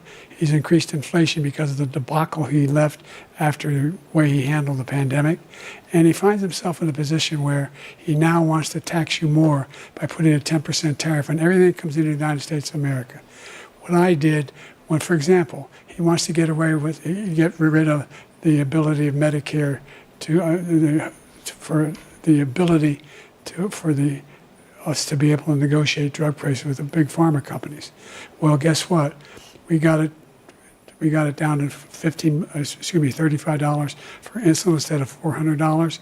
No more than $2,000 for every senior, no matter how much prescription they need. My goodness. You know what that did? That reduced the federal debt by $160 billion over 10 years because the government doesn't have to pay the exorbitant prices. I'm going to make that available to every senior all along. It's happening now, and everybody in America. He wants to get rid of that. I'm going to make sure that we have child care. We're going to significantly increase the credit people have for child care. I'm going to make sure we do something about what we're doing on lead pipes and all the things that are causing health problems for people across the country. We're going to continue to fight to bring down inflation and give people a break. Thank you, President Biden. President Trump, you now have 2 minutes for your closing statement. Like so many politicians, this man is just a complainer. He said, we want to do this, we want to do that, we want to get rid of this tax, that tax. But he doesn't do anything. All he does is make our country unsafe by allowing millions and millions of people to pour in. Our military doesn't respect him. We look like fools in Afghanistan. We didn't stop Israel, it was such a horrible thing that would have never happened. It should have never happened. Iran was broke. Anybody that did business with Iran, including China, they couldn't do business with the United States. They all passed. Iran was broke. They had no money for Hamas or Hezbollah, for terror, no money whatsoever. Again, Ukraine should have never happened. He talks about all this stuff, but he didn't do it. For 3.5 years, we're living in hell. We have the Palestinians and we have everybody else rioting all over the place. You talk about Charlottesville. This is 100 times Charlottesville, 1,000 times. The whole country is exploding because of you, because they don't respect you, and they have to respect their president, and they don't respect you throughout the world. What we did was incredible. We rebuilt the military. We got the largest tax cut in history, the largest regulation cut in history. The reason he's got jobs is because I cut the regulations that gave jobs, but he's putting a lot of those regulations back on. All of the things that we've done, nobody's never seen anything like, even from a medical standpoint, right to try, where we can try space-age materials instead of going to Asia or going to Europe and trying to get when you're terminally ill. Now you can go and you can get something. You sign a document. They've been trying to get it for 42 years. But you know what we did for the military was incredible. Choice for our soldiers, where our soldiers, instead of waiting for 3 months to see a doctor, can go out and get themselves fixed up and readied up and take care of themselves, and they're living. And that's why I had the highest approval rating in the history of the VA. So all of these things, we're in a failing nation, but it's not going to be failing anymore. We're going to make it great again. Thank you, former President Trump, President Biden. Stay with us because we have full analysis of this debate. Anderson Cooper and Aaron Burnett starts now on CNN. All right, that'll be a wrap for that part of it. I have super chats to read right quick, and I will just read some. I'll read some of what you guys have been saying, and I'll talk for a little while. We're not going to do calls tonight. It's a little bit later in the night now. We're going to be back live on Saturday, of course, the regular ABL live show for calls and everything else about the debate. I'm going to do a summary of this. That'll be out tomorrow. But right now, we got super chats to read, and we are going to look at some of the feedback you guys have been giving. And shout out to you guys for being here. Really, really appreciate y'all. Thank you for joining. But that is the actual end of the debate. We got super chats to read right quick. So y'all hang tight if you want to read that. If you have anything you want to ask, any super chats to add onto what's going on, you can do so while I'm still here. Okay, so let's go to the top of the super chats and read those right quick. But before we get to it, just briefly, I want to say this. The debate, it was clear who won. Biden looked terrible. He looked terrible from the beginning all the way to the end. It looked like he may have been on some kind of drugs, and maybe the drugs began to wear off. And as the drugs wore off, he just looked worse and worse and worse. It culminated with that closing statement where he was barely audible. Listen, he was barely audible. You're barely able to hear what he was saying, not because the sound was bad, the microphone was distorted. It was because he was barely able to get words out. He's whispering, he's stuttering, he's jumbling words together. It was bad. It was really bad. Aside from what he was talking about, that's just one thing. We can sit here and say that we don't like what he was saying. Most of us, at least, we're not going to like what he's talking about. But it was the delivery. This guy should not be doing this. He should not be in the White House. I don't care, Democrat, Republican, whatever. This guy is not it. Now, I know Trump is not that much younger than Joe Biden, but he sounds better. He's able to communicate better. And, of course, on top of his presentation being clearly better to anyone observing, he also has the better ideas. So it's a no-brainer who won a debate. This was a really bad performance for Joe Biden. And it was a really good performance for President Trump. There wasn't too much interruption. CNN, I'll give you guys a little bit of a hat tip. You guys did okay. You guys did pretty good. I thought it was going to be a lot worse. I saw Jake Tapper and Dana Bash. I'm like, oh, man, it's going to be a train wreck. But it was actually very good. They were fair to Trump. They let him speak. They weren't aggressively cutting them off. There was even some times where they said, hey, you got a few more seconds.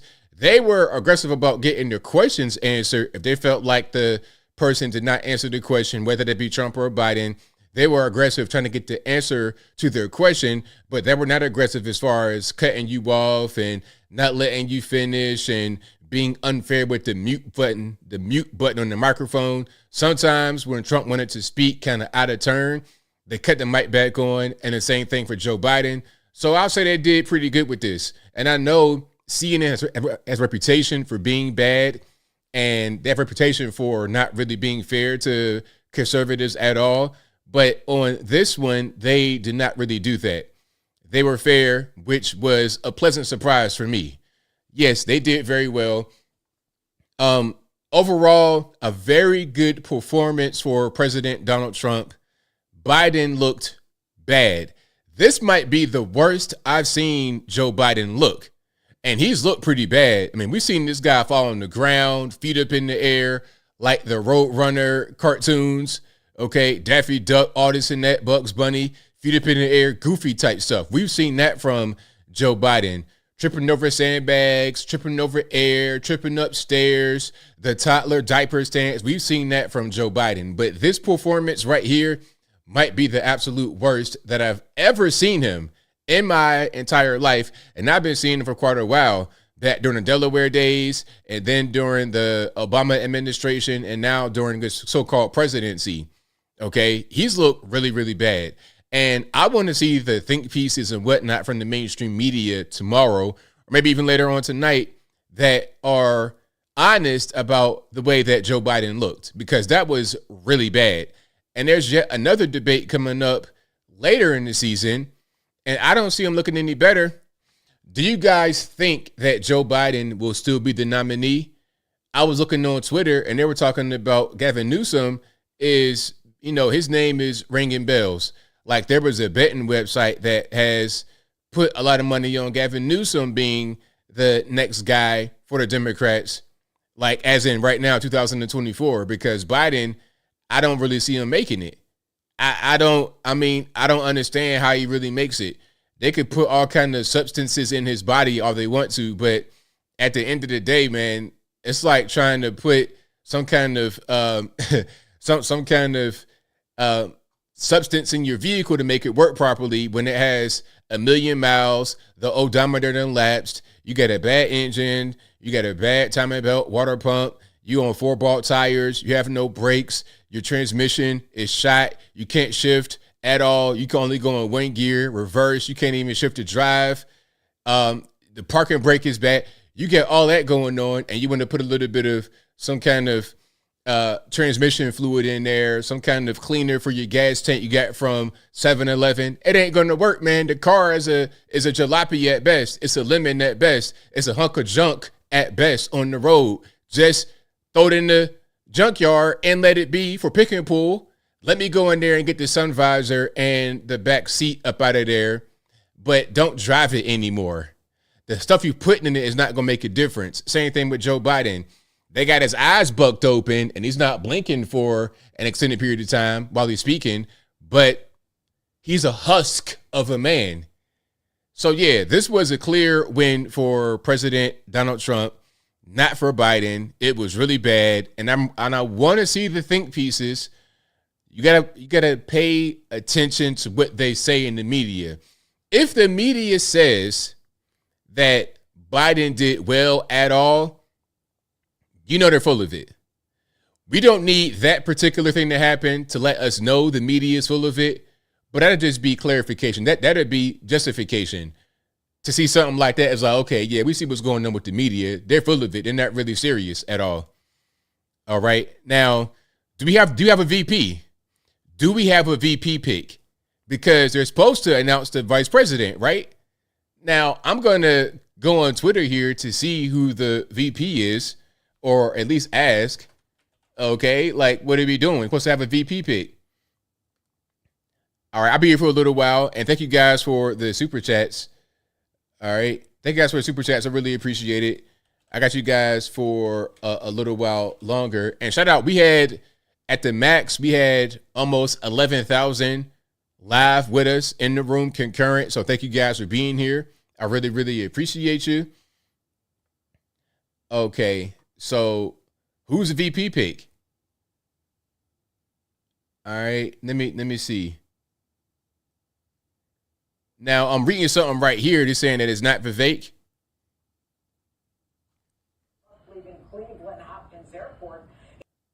Okay, let me see. I'm not sure. We're going to figure it out.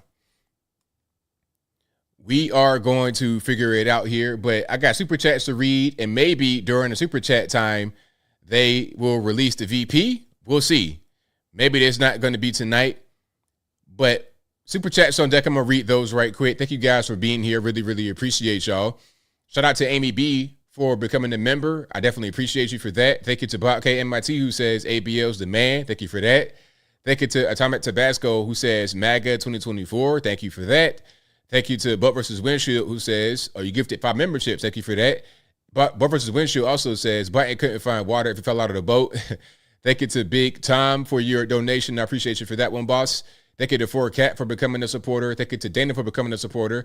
Thank you to Josh who says, let's go a couple times on a donation. Thank you for that. Thank you to Alex Wilson who says, let's go ABL.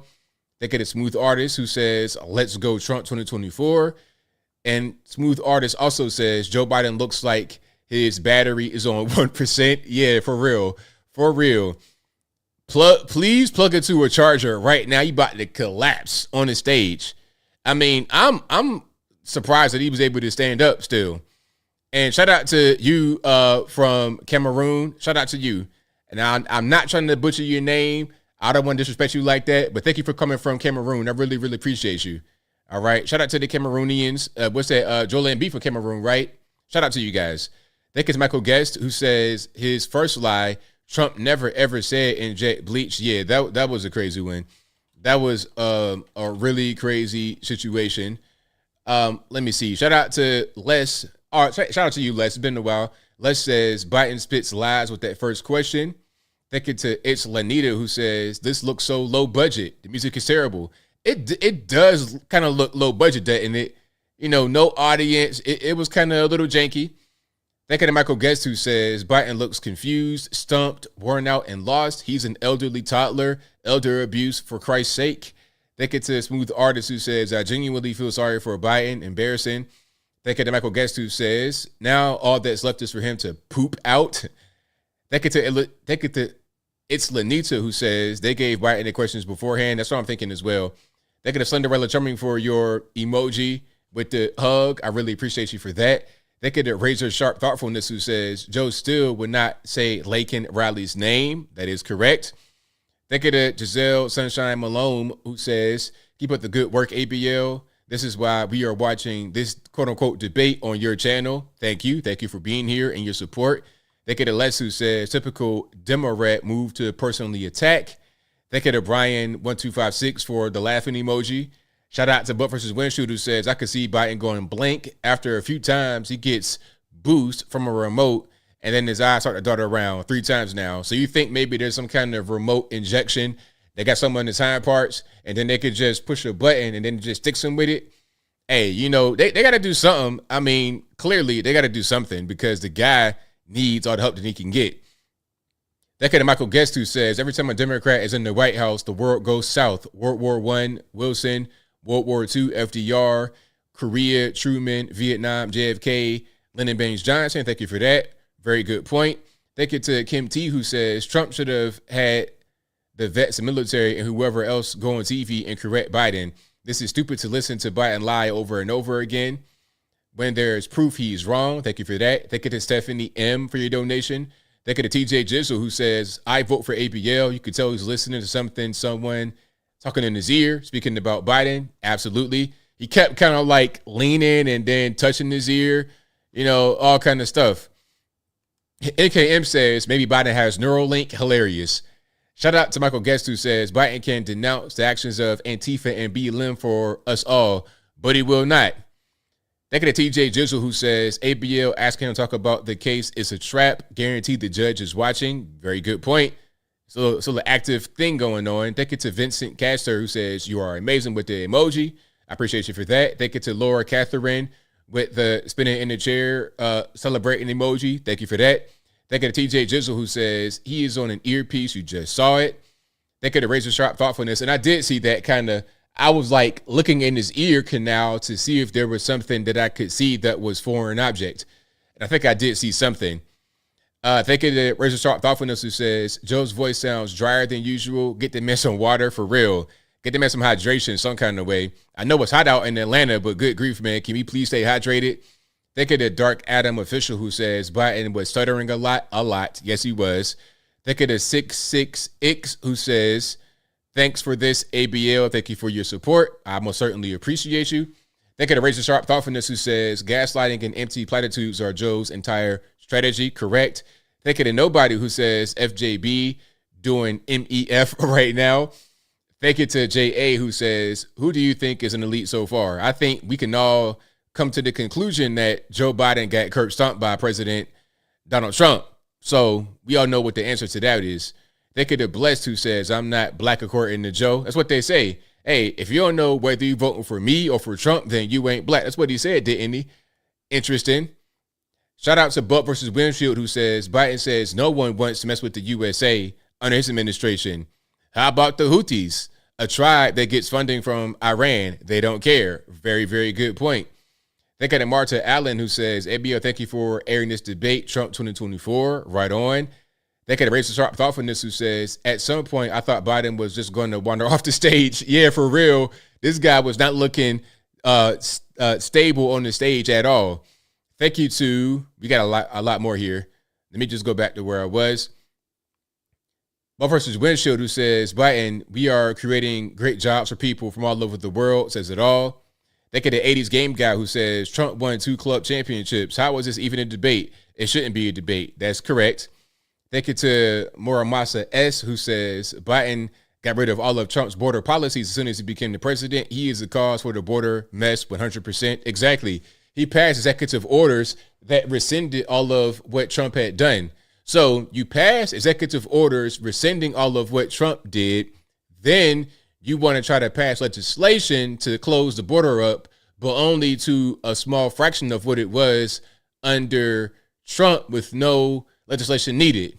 Why do we need to go to Congress and pass bills with all kind of other ridiculous nonsense in it when Trump had the border secure with none of that? It doesn't make any sense. Why would you sign that? It's like somebody robbing you, gunpoint, and then saying, hey, man, let's make a deal to where I give you some of the things back. It doesn't make any sense. It's like, how about just give me the items back that you took from me? Like, let's just use our brains a little bit here. Let's just use our brains a little bit. This ain't rocket science. I'm not talking really no astrophysicists, Terrence Howard, Neil deGrasse Tyson type stuff. But let's keep on going. Thank you to King Excalibur for your donation. I appreciate you, boss. Thank you to JA711, who says, Biden lied. Members of service of Georgia were killed under his watch, and he needs to apologize to their families. Thank you to Atomic Tabasco for being a member and saying Trump is a beast. Thank you for that. Thank you to Mexican Elvis, who says, Yanez family for Trump. Shout out to the Yanez family. Shout out to Rose Terrell, who says Trump wasn't answering some of the questions. I did notice that. And CNN were fair by circling back and getting an answer to their question. They were not cutting anybody off, which was good, but they were keeping a tight ship and making sure that the candidates on stage answered questions. I like that. That was a very good thing from CNN. And I'm crazy. It's crazy that I'm saying that CNN did well, but they did do well. Thank you to In My Mind. Travac says, thank you, ABL. It has been fun. Thank you for your support. I appreciate you. Thank you to Shmia Delia, who says Trump did answer the fentanyl and child care questions. Fentanyl equals closed border. Child care costs improve economy. Right on point. Yes, you're correct about that. Thank you to Man in the Face, who says, thanks, ABL. Thought CNN did all right. Trump was a clear winner and Biden looked horrible. Who's going to be the VP pick for Trump? That's $1 million question, ain't it? I have no idea. We're going to see here. Yeah, but I don't see anybody that has been mentioned quite yet. And I thought there was going to be a reveal tonight. So we'll see if there's a reveal between tonight, tomorrow, any other time. I will be the first. You guys will hear it from me as soon as I'm able to get it to you. All right. Shout out to King Excalibur again for your donation. Thank you to Bo versus Winfield, who says, I think the mic stop helped Biden more. I'm sure that's why they put the mic rules in place to heighten the Biden. Thank you to Tajay Woods, who says, you're a great speaker. I can't really tell you that you have a stutter. It looks like you make all your videos in one take. Very gifted commentary. Thank you for that. I really appreciate you. It's a lot of practice. I've been practicing for a long time to speak well, and I do my videos usually in one take. I read all day long. I read, so I know what's going on. So when I do my video, I can just speak, and then it's good.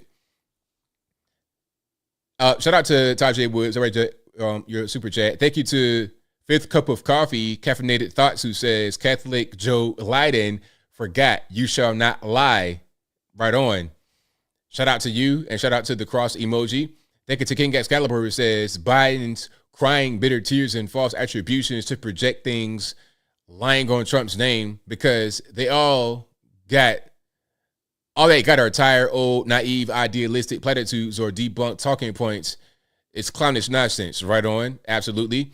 Thank you to Tingle Bar, who says it's all a scam to bring in a different candidate. It's a play. Thank you to Ron Henderson, who says Marvel Mystery Oil didn't work for Biden. It sure didn't.